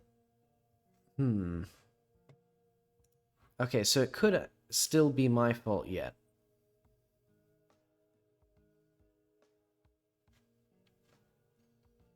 Open recent. Let's go to my multi-mesh system. Because there's the pre-delete handler. Multi-mesh. Enter tree notification. Exit tree. Should I do... Oh, wait, no. That's the other thing.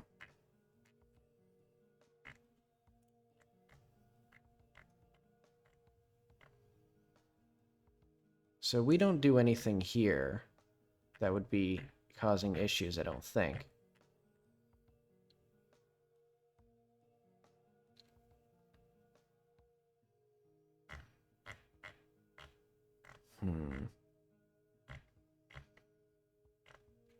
But what I could do for now,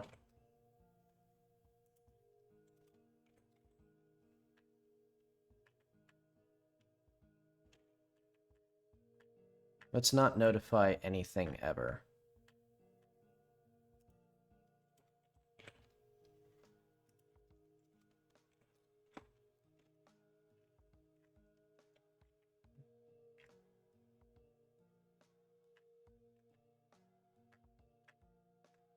Wait, actually, I do need the...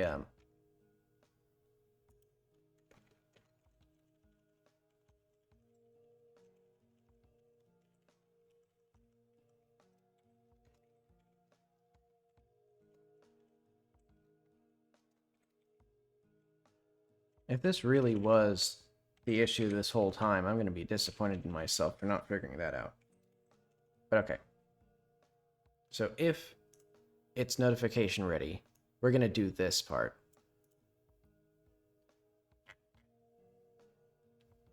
Otherwise, we're not going to do any of this stuff. Let's see if that fixes it.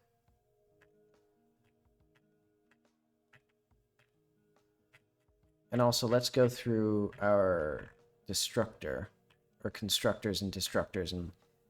Well, I guess these don't have anything here.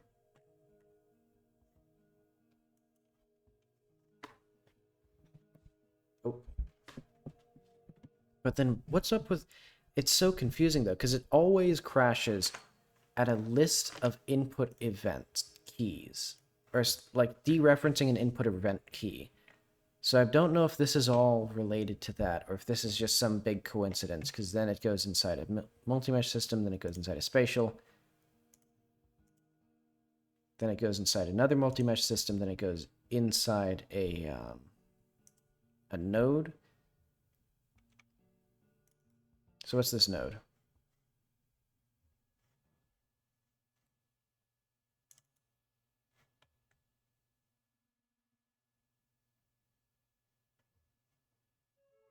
Okay, so yeah. I think this might not be the related issue. It could just be that a multi-mesh is getting deleted. Let's not fiddle with this too much until I know that that's actually the issue. Or what the issue is. Because I think it's just a coincidence that it's my code.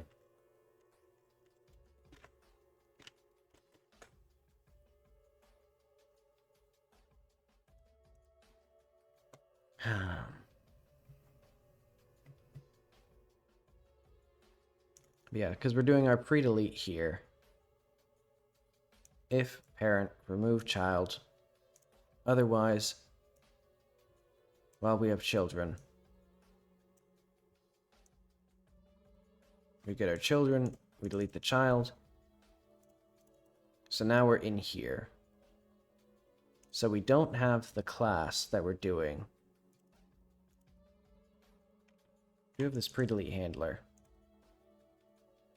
But I guess that's... So it is trivially destructible, I think? I think that's what I'm getting here. This is the next statement. Oh, okay.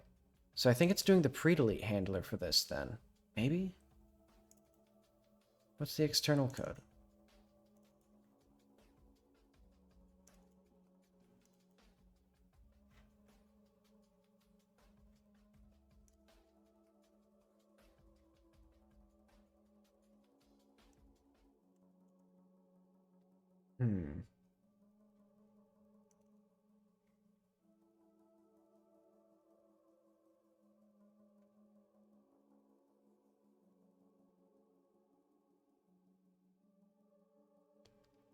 Previous sign level. Huh?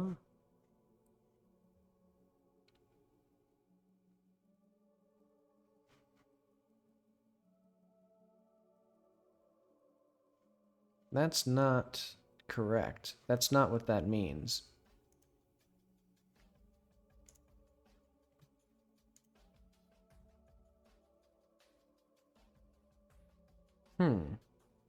Weird. So, I don't get it.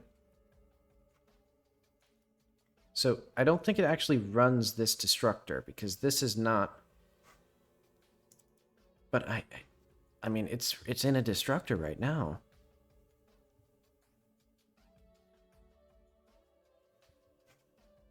Like what it says, this is the next function that's going to run. I think that has to be it. Because then it's doing a destruction for the script instance, then it's doing this. And then that unreferences this input event key. And then we're deleting the input event key. And then in that input event key, we're deleting an object.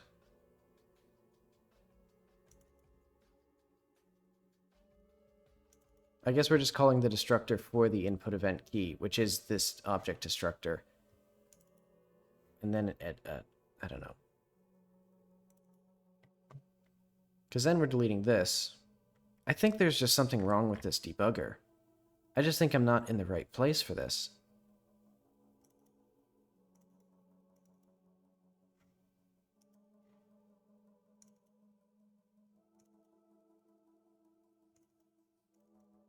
Because yeah, we have just a list of connections, and we're just deleting them right here.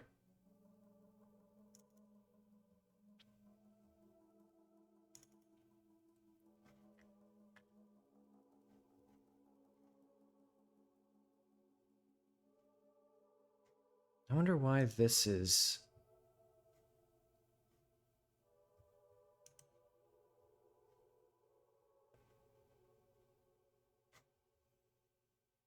So free base. Let's figure out where that is.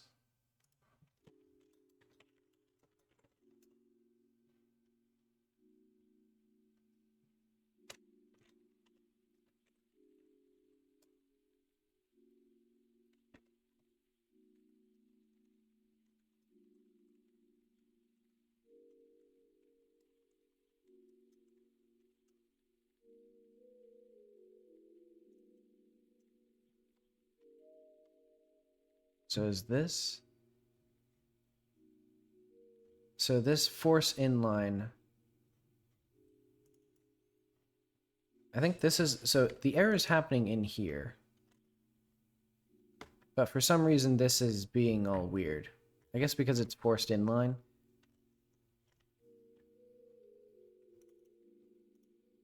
Yeah, because then we just do a good old-fashioned free.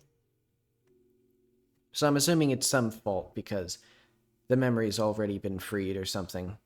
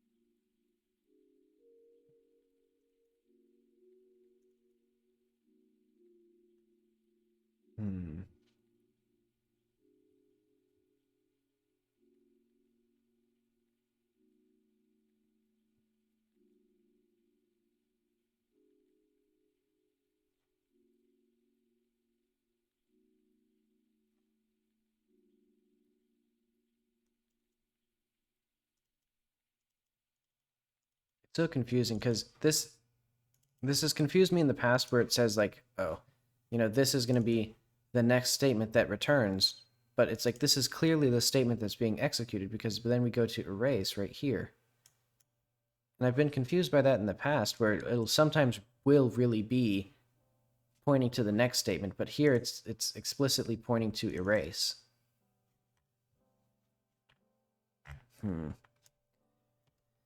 I just don't get it though. So it's clear it's happening in an object. And for some reason, this object has a list of things that is being considered an input event. I don't know why it's an input event.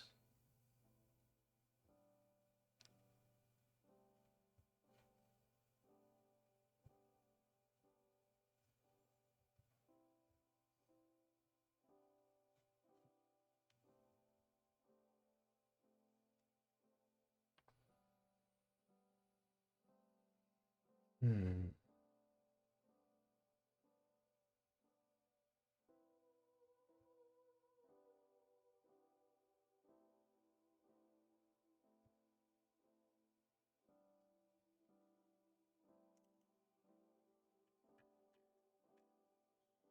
I don't know why it's inside this variant clear stuff. Oh, I guess I understand. So it does, because it's doing these destructors. One of these destructors.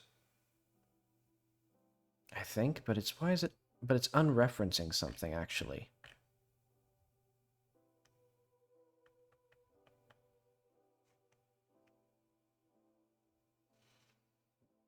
Oh, yeah. Okay. It's unreferencing here. So yeah, it's a variant that is an input event key. And that's because the variant itself is being destroyed. And that's because it's inside of a list of variants. I think. Yeah, it's a vector of variants. And that's because this script is being deleted. And which script is this even? So I'm just going to see. So let's go to like resource name or something, path, items coat. So it is the coat still.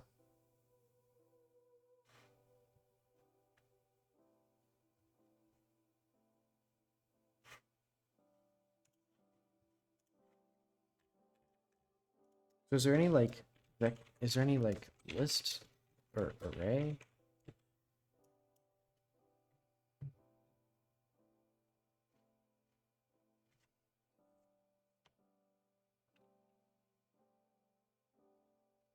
Because like they shouldn't have a list of input events.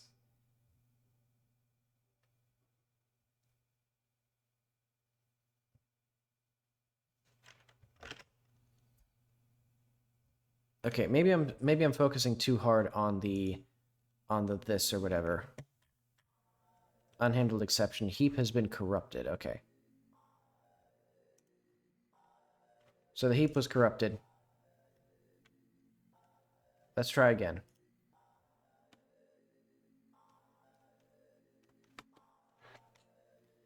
I wonder if it checks if that's like where it checks that the heap's been corrupted though. Like maybe it actually got corrupted earlier. But let's debug, reattach.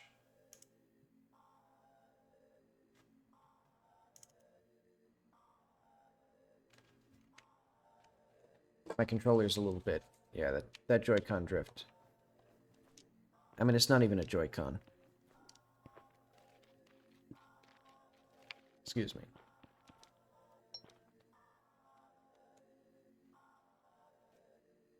All right. Let's make sure, let's see if it's the same object.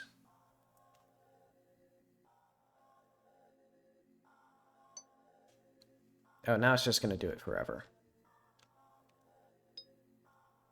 Okay, now it just works perfectly, though. All right, let's see if new game starts it. Okay, so that works.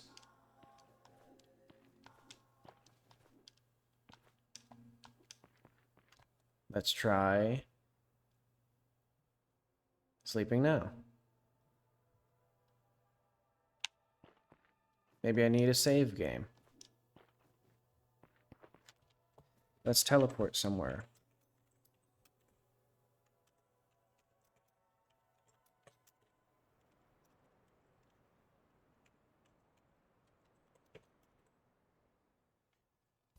Because it seems like it's dangerously close to being caused by my code. Like, but I think it might just be because the... Actually, no. The multi-mesh system is a parent of most of these nodes. So we can be sure that it's a child of a node. I guess I don't have to worry too much about the stack because it's some root node. But is it specifically a coat? And why is it an input event? Like, because that was what I saw every single time that I've tested this before. It was an input event key that was being deallocated, I think. Like it was being freed, and it had signals connected to it. And when those signals were being freed, the node that it was communicating with had already been deleted. And so it's like, there's so many questions there of like, why does the input event have a signal? Why is it connected to some other node that's being deleted that apparently had a list containing it?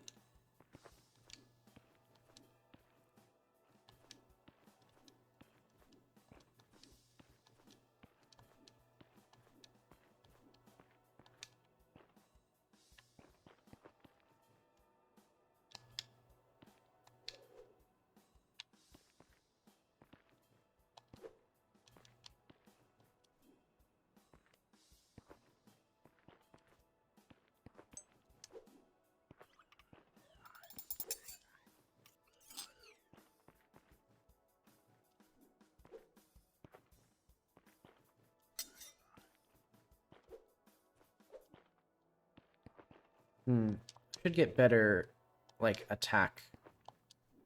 Or, like, air attacks. I mean, I guess I can just encourage using the pistol. Oh, I died.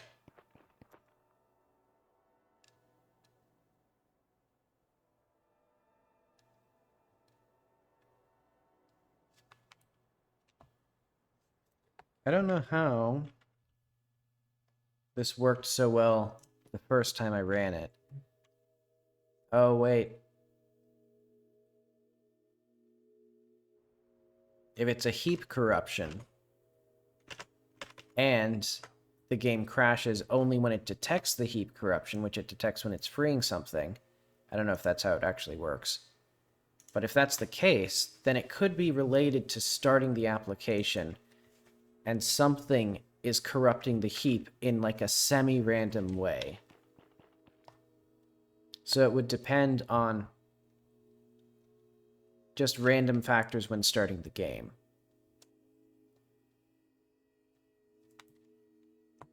So I bet the game, it'll either crash the first time I save or never, basically.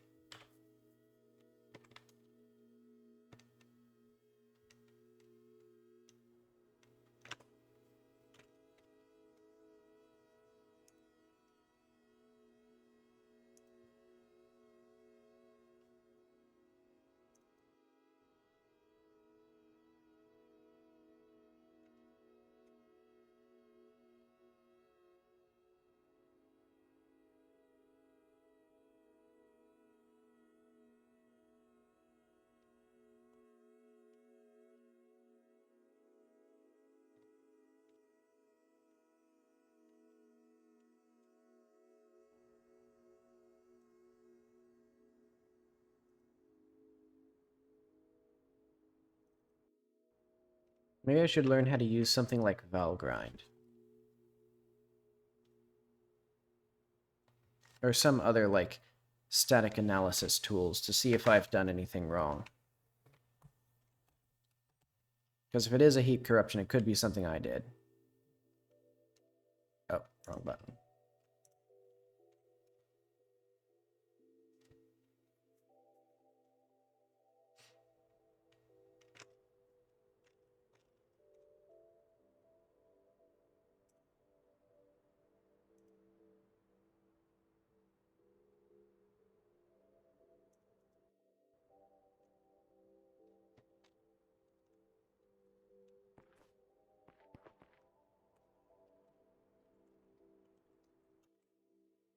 Aha.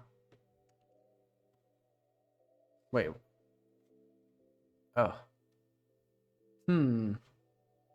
Okay. So it seems, this might have been the issue.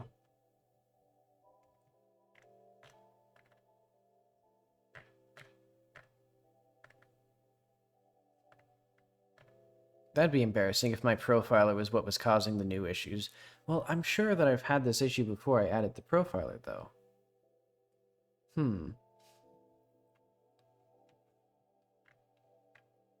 I mean, it does use just a sort of made-up thing. Okay, reallocate buffer size of times capacity. If size is greater than or equal to capacity, capacity times equals 2, reallocate. Size minus 1.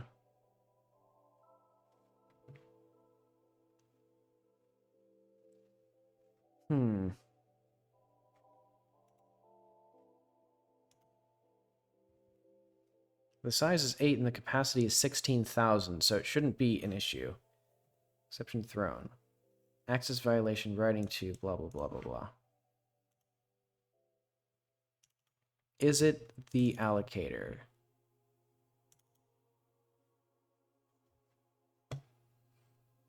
Let's go to vector. Let's see how it reallocates. It might be cow data.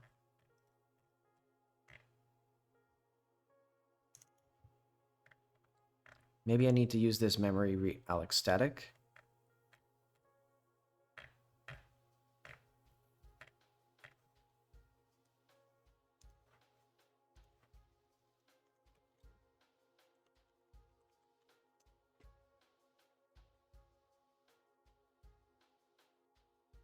Okay, this is not common.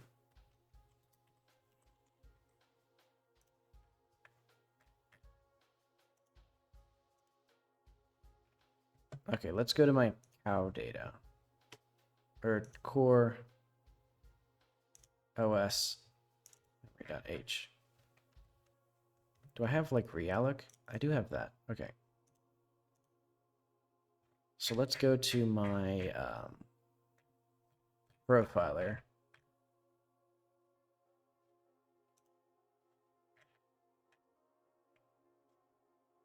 Is it a string or a folder?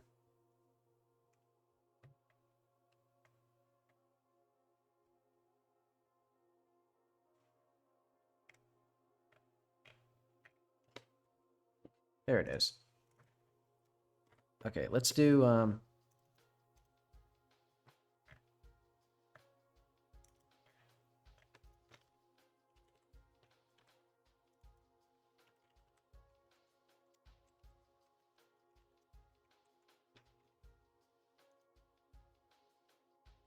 alloc static.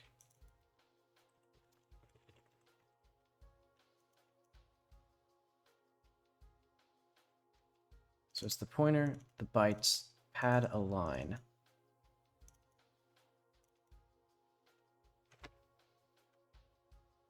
Does this need to be aligned does this need to be aligned in a particular way?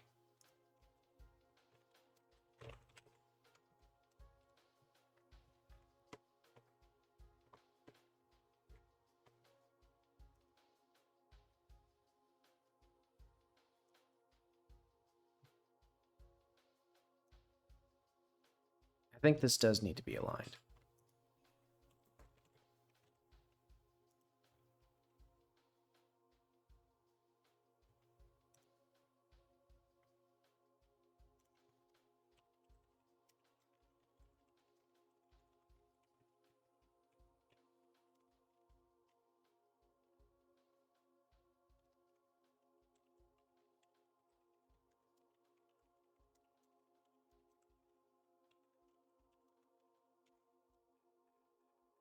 This does use the long, I think. Yeah, it uses 64-bit ints. So okay. Yes. And let's close that. Yes.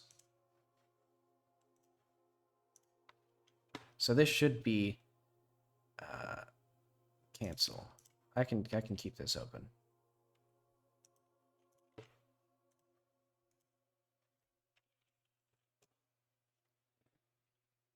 So maybe, well, I don't think this would be causing issues though.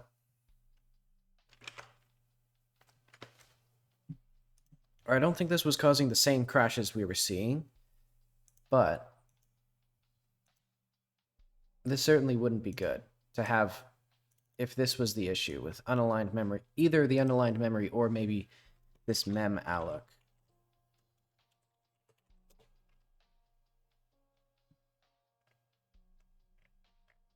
I mean, I guess it is used, actually, in a lot of places. Like, I don't know where memory static alloc should be used versus mem alloc.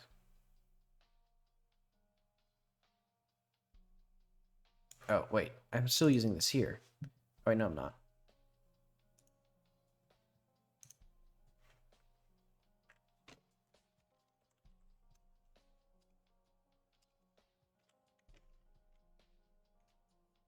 Okay.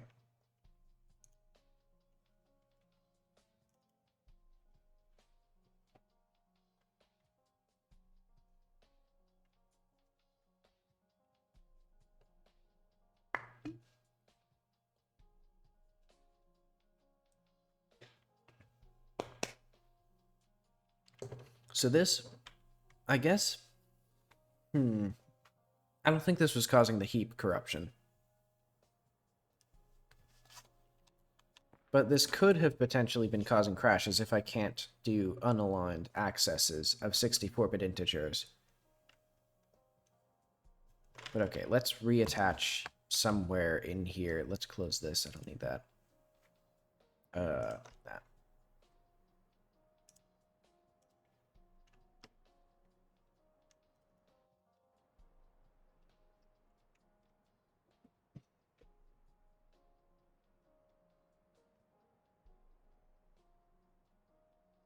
So, if I just try sleeping here.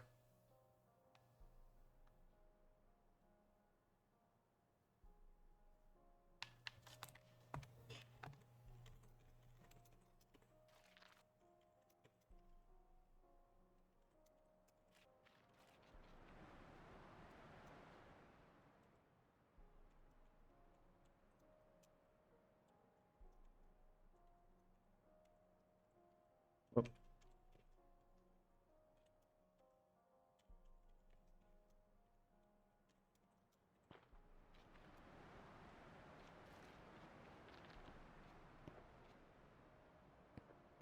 I've neglected this part of the map so much.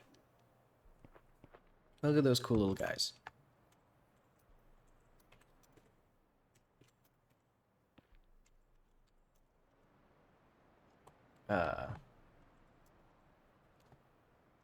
What the heck?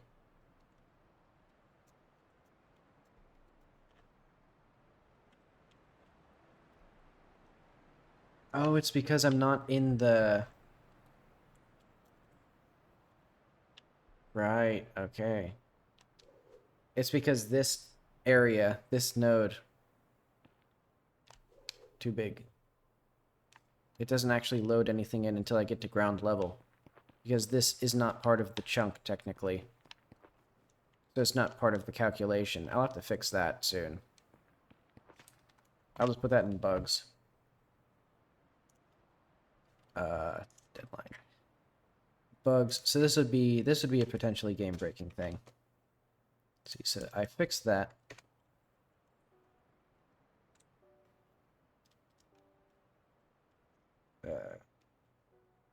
Chunks don't load if or stay if buildings are.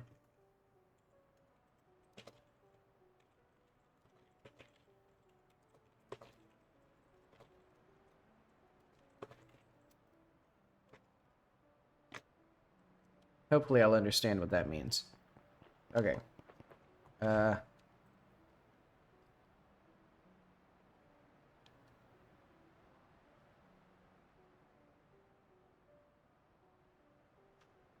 What did I do to cause a crash? How is it? It's like unusually resilient.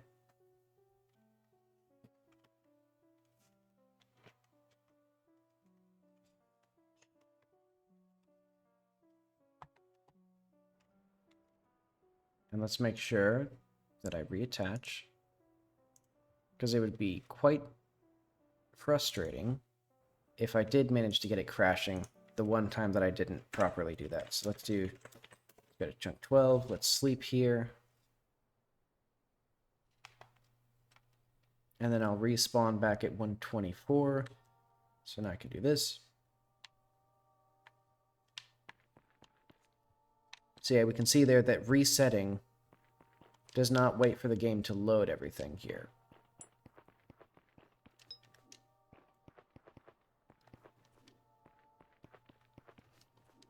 There's also something weird with the way the game is running. Like, there's actual, like, physical slowdown of the physics itself at various points.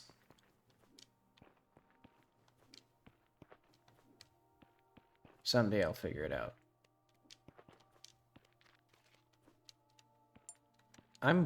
It's weird to me that I've only been able to get those 2 crashes so far.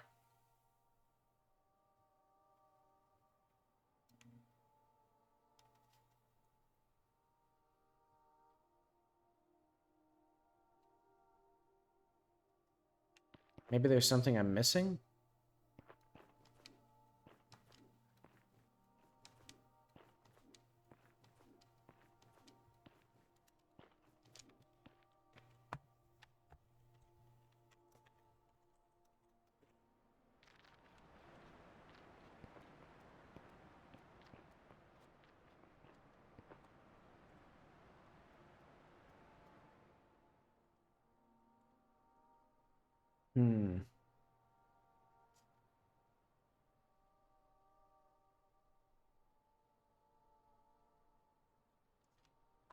Let's go back up.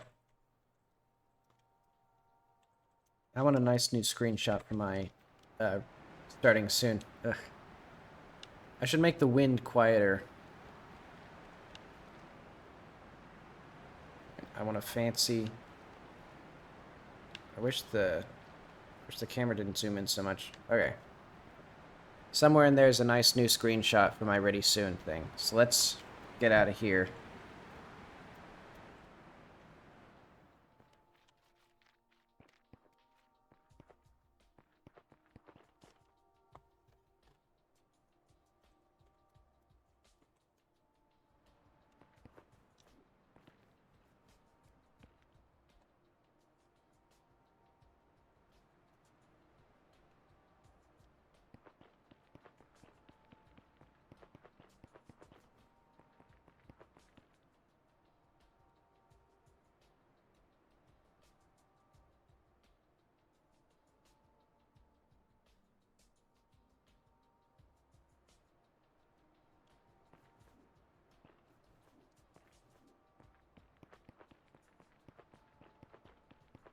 I should make the sun bigger when it's red.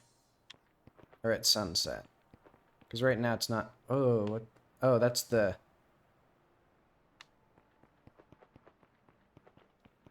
That scared me. Do they have higher than normal aggression? Also, I should make it so that they can actually, like, shoot around corners.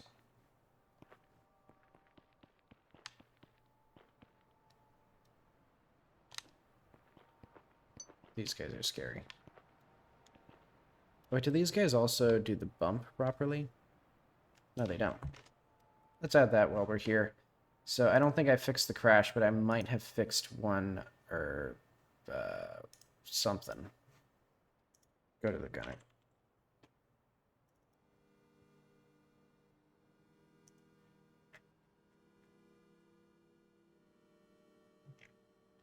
Aim, fire,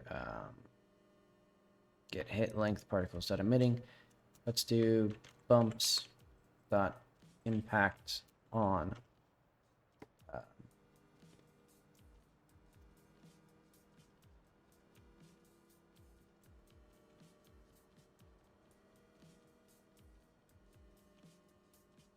So this is going to be the hit position.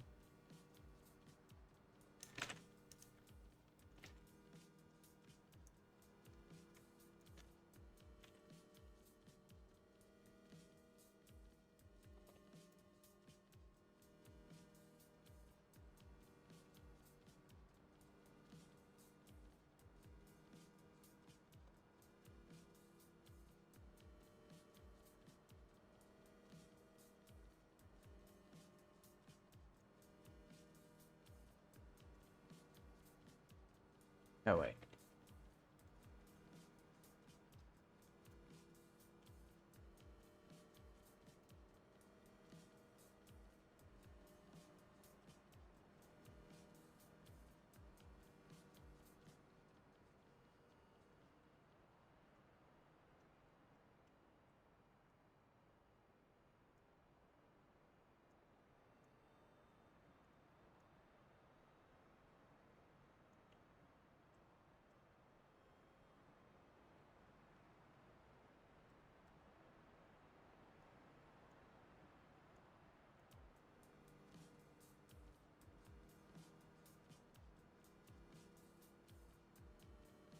Wait, does this work correctly? Oh, okay. If not, C return. So then we'll do hit position. Where does this work?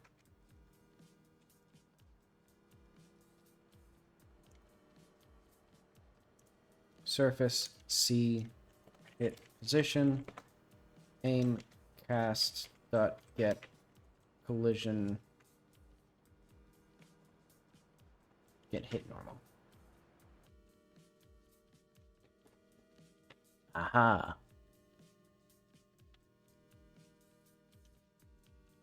So I've caught this bug now.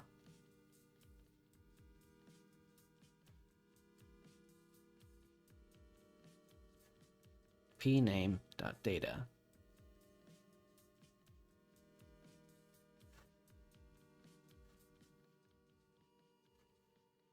So what's the error here? Exception thrown. Could not read location -1. So which one's the one that's bad? And why is this here?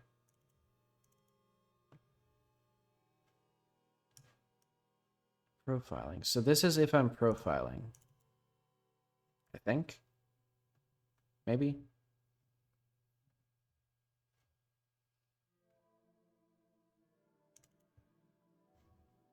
Because we're starting a new function.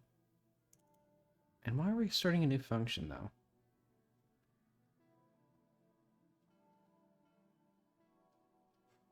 Oh, okay. It's because from our, there's probably like a thread that's doing the interprocess communication, and it queued something into this thread callback. And then I have no idea. For some reason, we're starting a thread with this function.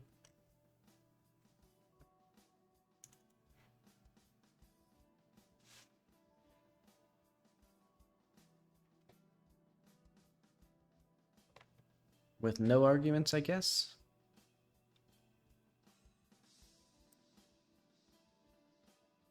I guess with, so I guess this is like -1. No. Because it's not F. It is some special, like, value, though. Because we're seeing, like, 00FF, 00FF. So it's clearly something there.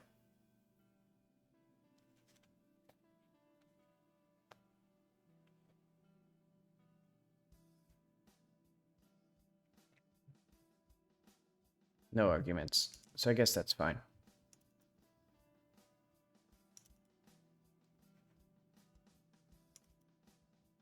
Because we basically just do, like, the script instance, and then we call that. So it's the script.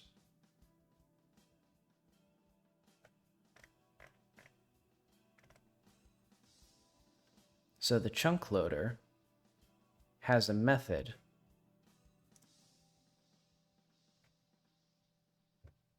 and this method is causing the crash. Why is that, though?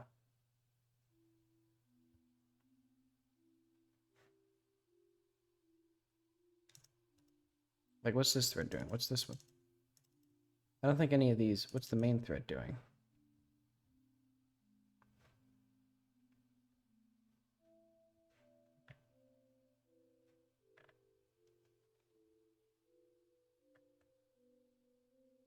So it's in our reference count. It's reference counting in the copy on write data for the project settings. I don't know what that means.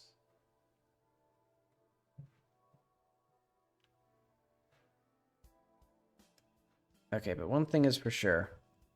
I have no idea what this means. Because none of these data, none of the locations that I can see are F.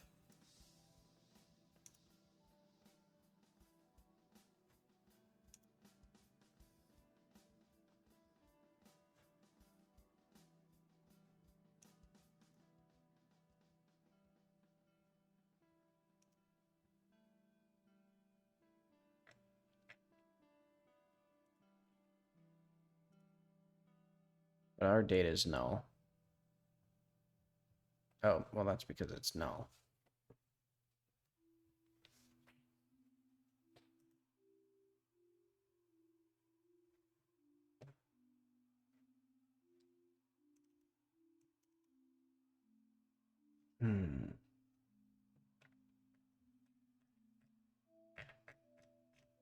But okay, it's something to do with our profiler.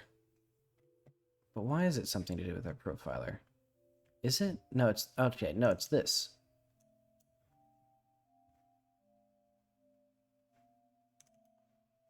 Right, okay.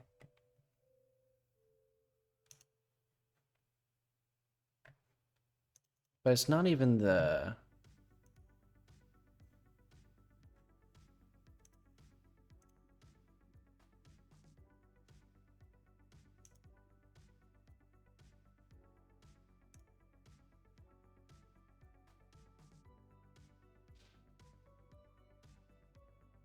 So we're just calling it with nil.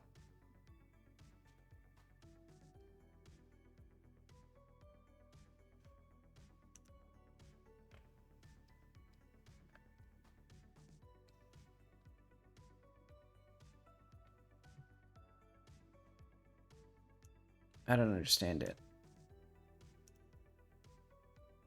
Especially because this P method is not tracked here anymore. And it seems like what's happening is it's duplicating the string name as part of the constructor, and somehow that is failing. What did I even do? Oh yeah, this was because I was fiddling with it from the other application. Or fiddling with it from the editor. It would be good to fix this. But I guess this must be... This feels like it's some sort of multi-threading thing.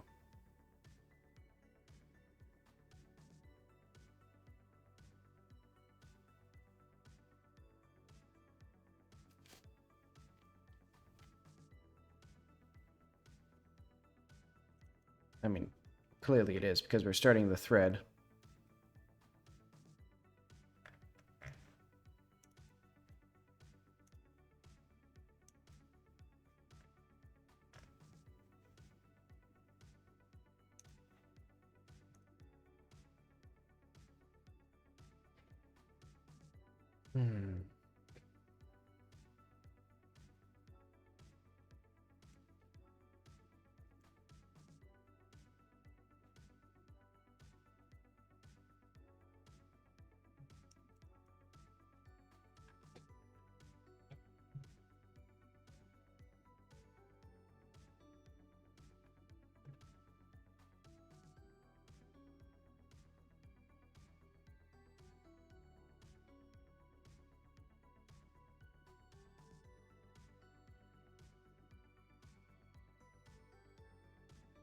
So it's nil here, I'm thinking?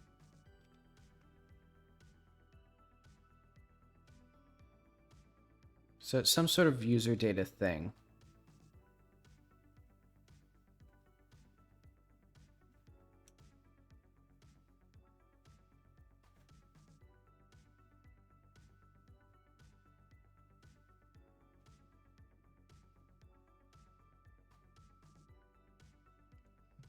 There are two cases of null user data. Target function has 0 parameters and the caller is just honoring that.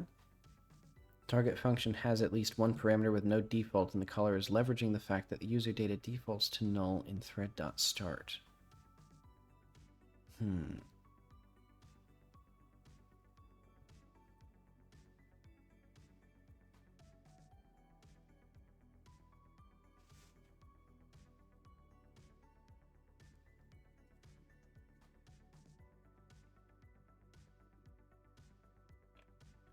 I think none of this code was run.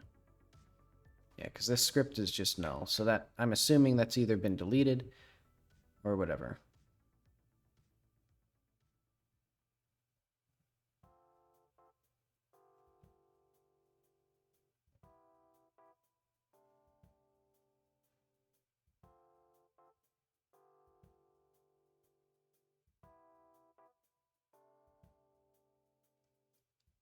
Load wait.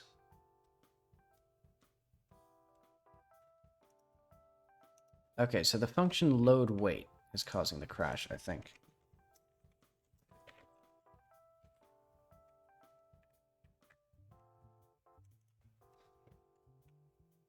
And that's in chunk loader.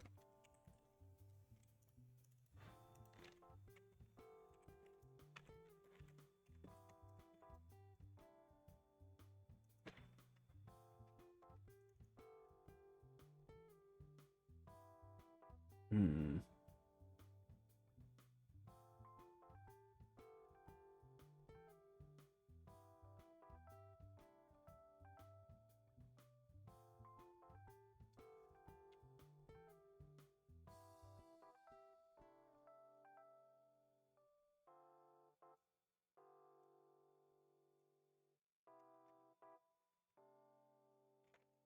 Hmm.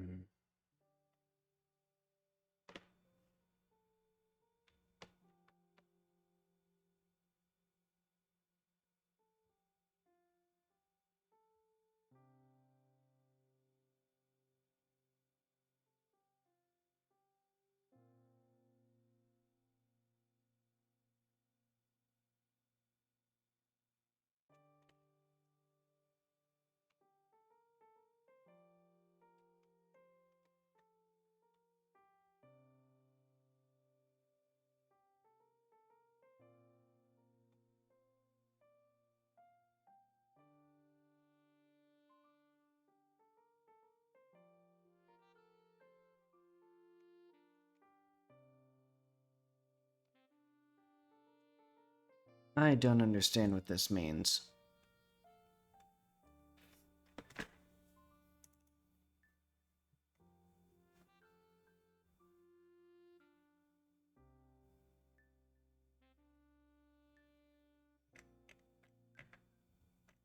Let's see if I understand. So the source is, or the path is, so it is the chunk loader. And we are, I'm assuming, calling the, so this function.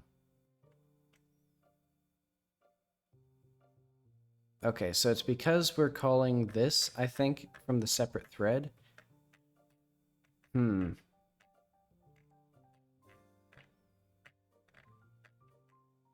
See, I think it might be some weird interaction between multi-threaded operation, like a function that's in a separate thread and fiddling with things from the external code.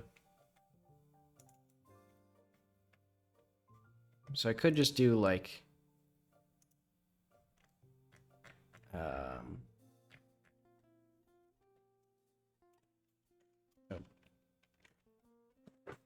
Let's just stop this.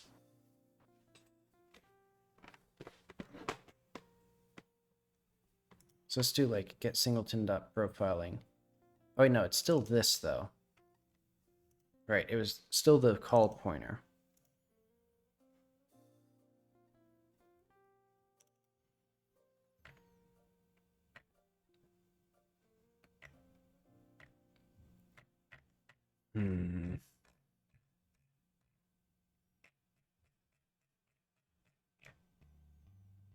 And it's actually in the VM. I should have been able to figure that out. I mean, I guess I can just fiddle with it again if I want.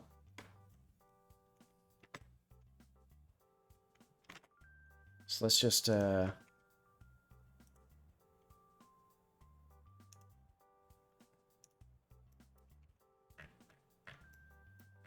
just move this like that. Oh, I forgot to attach a debugger. Okay, so this is an easy bug to fix, or this is an easy bug to detect because it consistently happens. I shouldn't say it's easy to fix, I still have no idea what it is. But it's something to do with functions that are executing on a separate thread.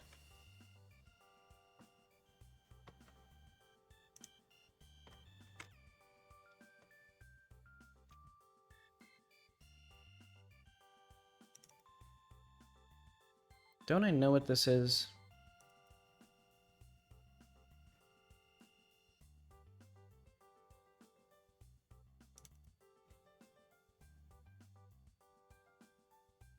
And why is this method unknown? So at some point this memory is getting corrupted, I think.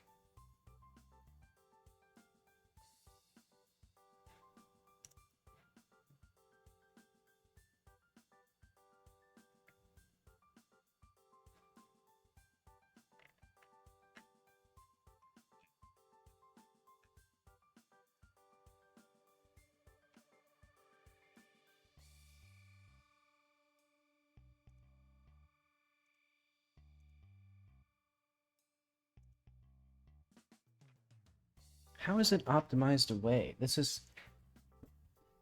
okay. Oh well.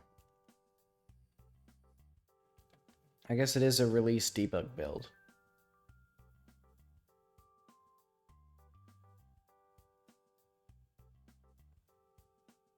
So here, we have the method. We have the name. But then once we get into this function,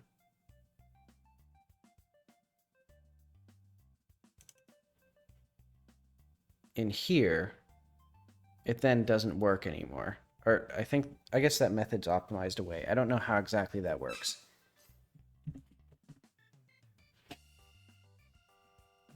Maybe this entire function was like inlined or something.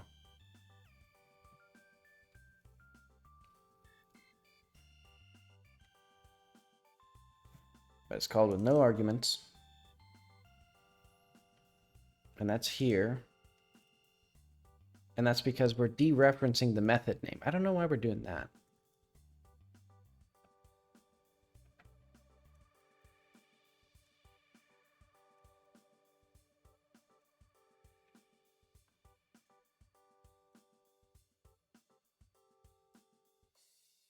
Because yeah, we're doing this call pointer here.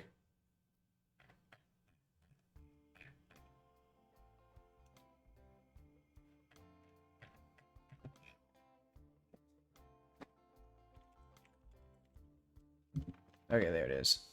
Global names pointer name EG.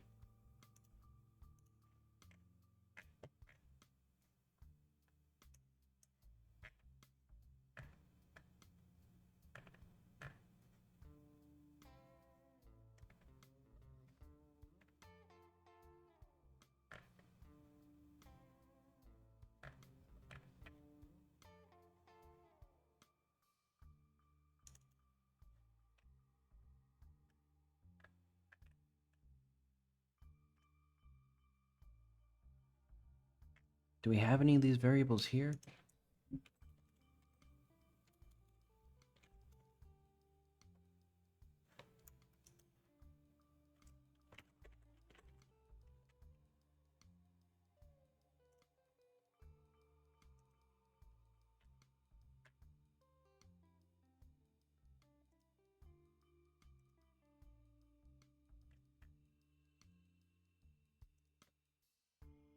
Hmm.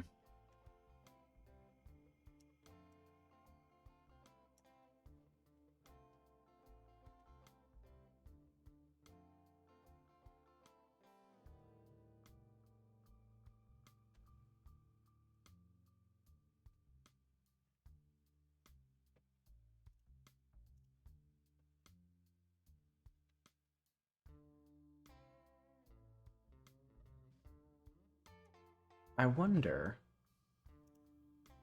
if I could disable the thread with the read queue, or like have it naturally run out.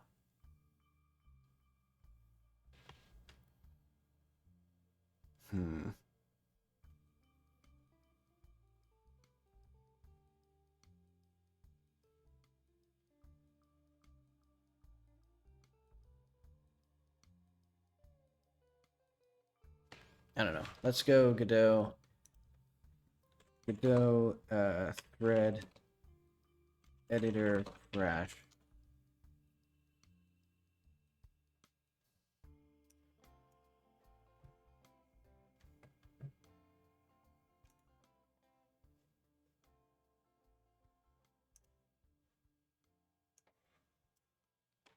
Go back here, editor, threaded, crash. I mean, that seems like it'll be, let's also include closed. In fact, I'll check here first, because it might have been fixed in Godot 4.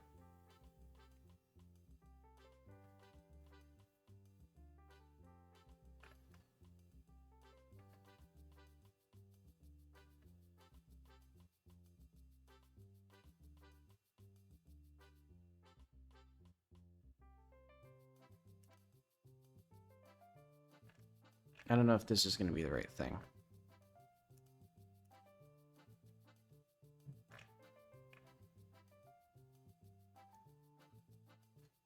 I mean, it seems to be maybe in a similar place. No, I don't know.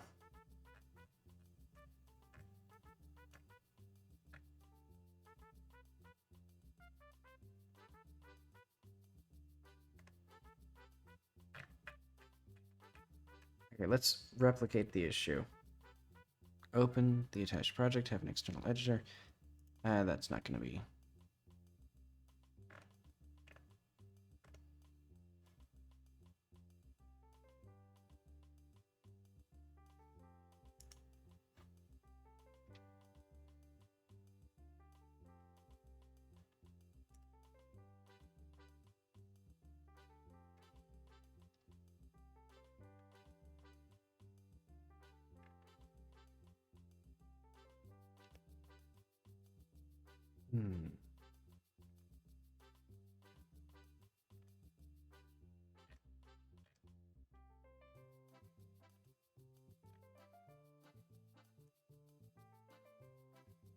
Let's go through the open stuff. Game quits after rendering calls? No.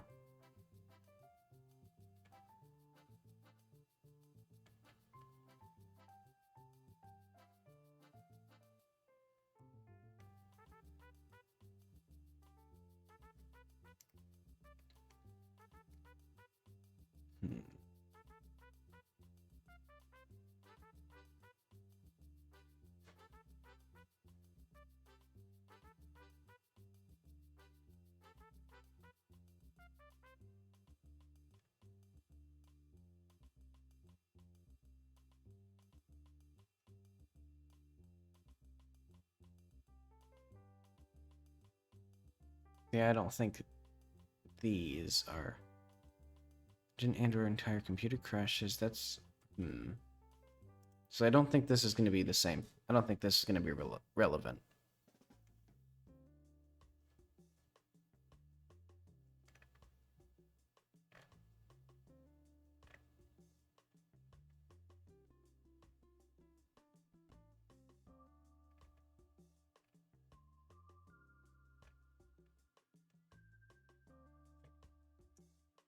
What's it even called anyway?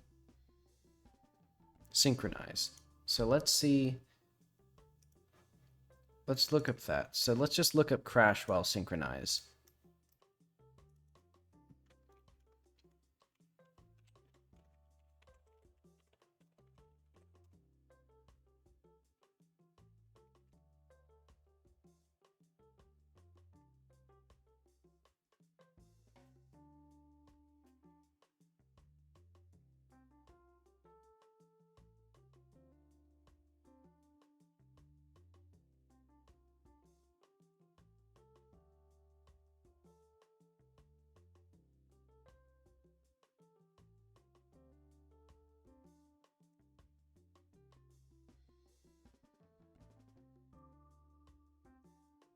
Editor game crash.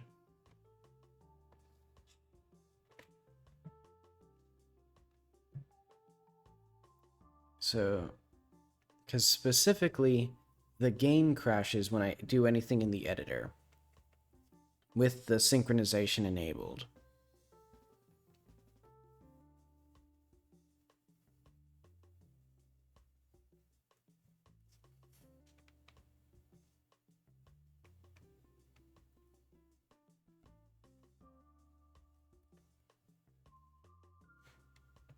And I believe it's because I'm doing multi-threaded loading with a while loop, which could be game crashes immediately without error message. Let's see if this...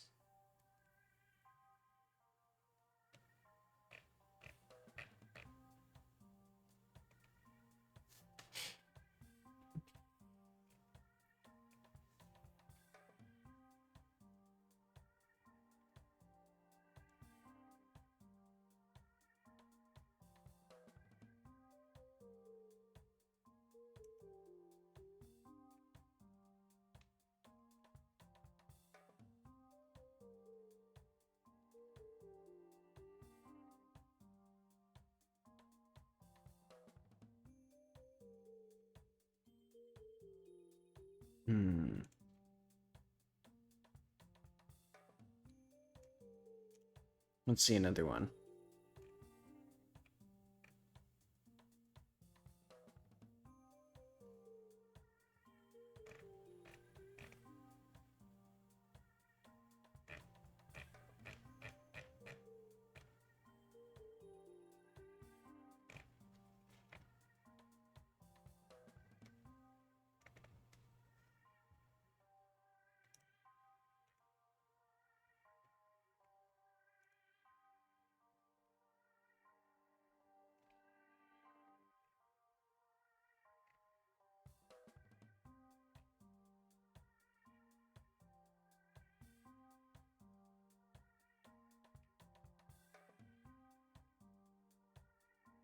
I don't think this is going to help too much.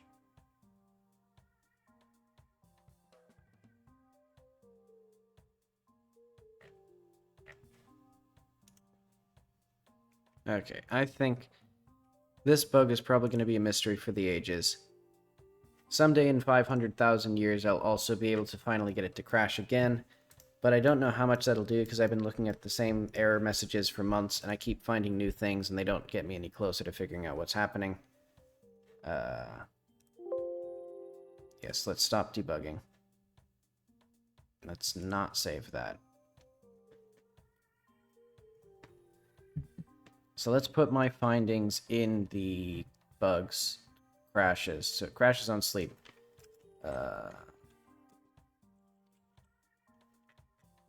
Do annoying, so pausing. So pausing dialogue can cause UI to blink once before pausing. Oh, I already have that here. Just remember to sharpen the journal. Physics drives. To min frame rate when creating particles despite not taking much time. Oh, right, okay.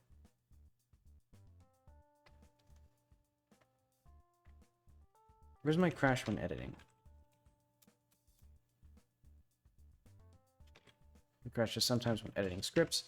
Seems to be due to load weights in the chunk loader. Some probably nasty.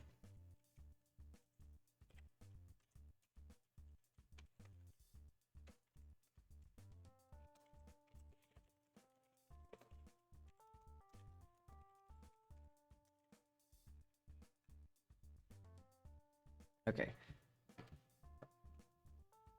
So we crash on sleep.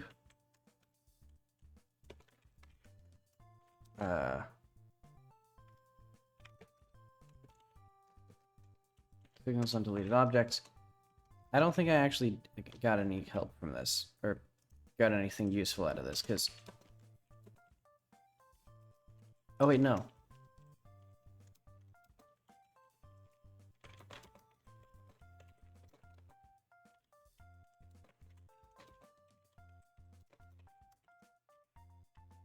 Yeah, it was specifically a coat. So why was it a coat? So I think this is going to be the bug to fix, because the editor crashing, that's annoying. I want to fix that. But that's not nearly as bad as the game crashing when the person's playing it. And also, I think what I could do here is just return, and then if queue load. I'll just put that in.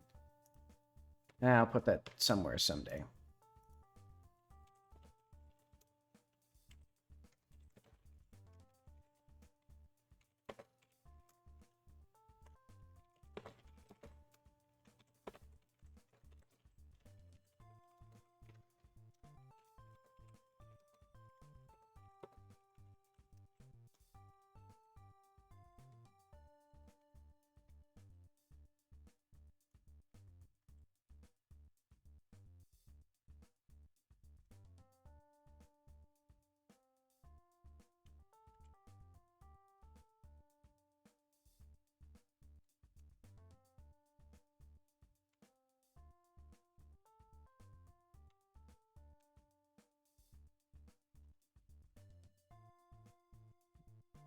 Eventually.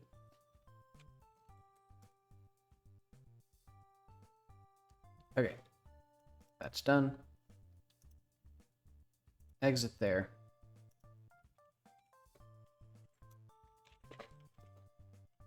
Management.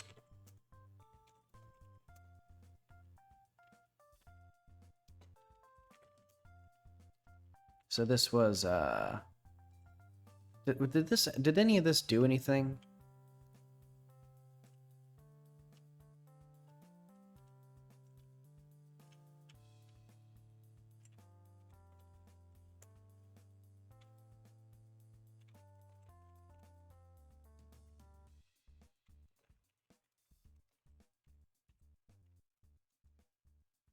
Okay, let's go back to Godot. Because I'm going to delete some of that extraneous stuff. So let's get reset. And good thing I remembered to not reset hard, because that would have deleted all of my changes. Okay, I need management. Let's get rid of that.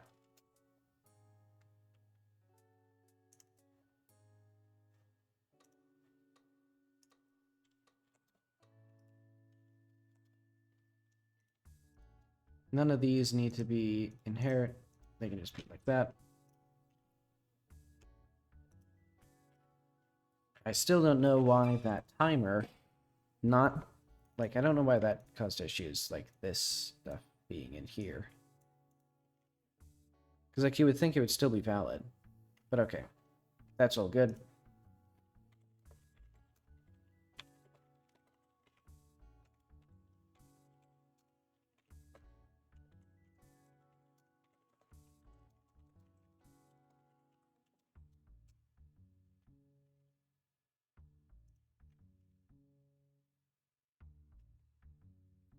And let's go back to, oh.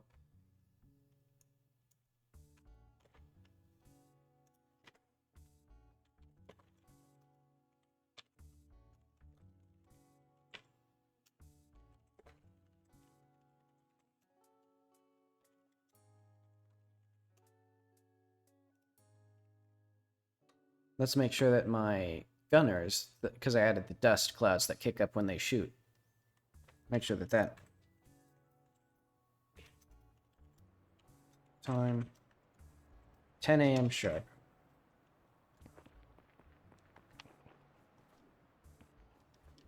And eventually I'll add gunshots for these guys as well.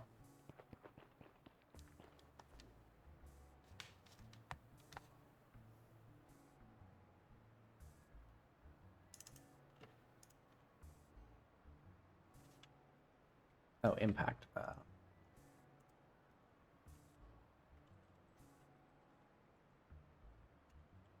Impact strong. Hey, it worked. Maybe.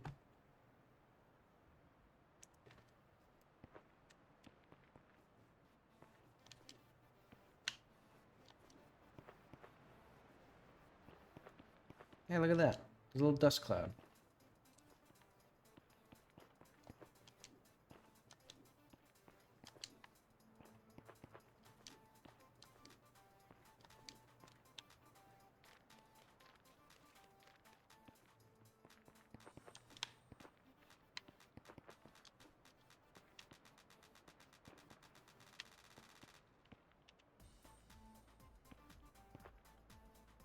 Yeah, look at that. Now there's some more lovely dynamism, dynamicness. Let's add that.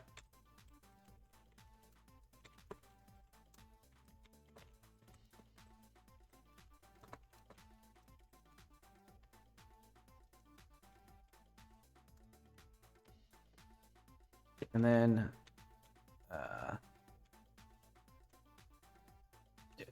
are these anything? I don't think these are anything.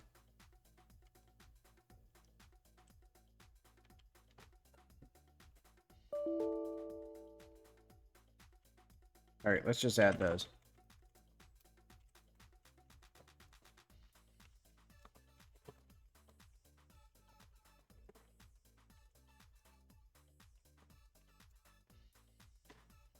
Alright, lovely commits. Beautiful commits. I guess that'll be it for today. I'll be back Sunday. I guess... What should I do Sunday? Who knows? I'll do something cool. See you then.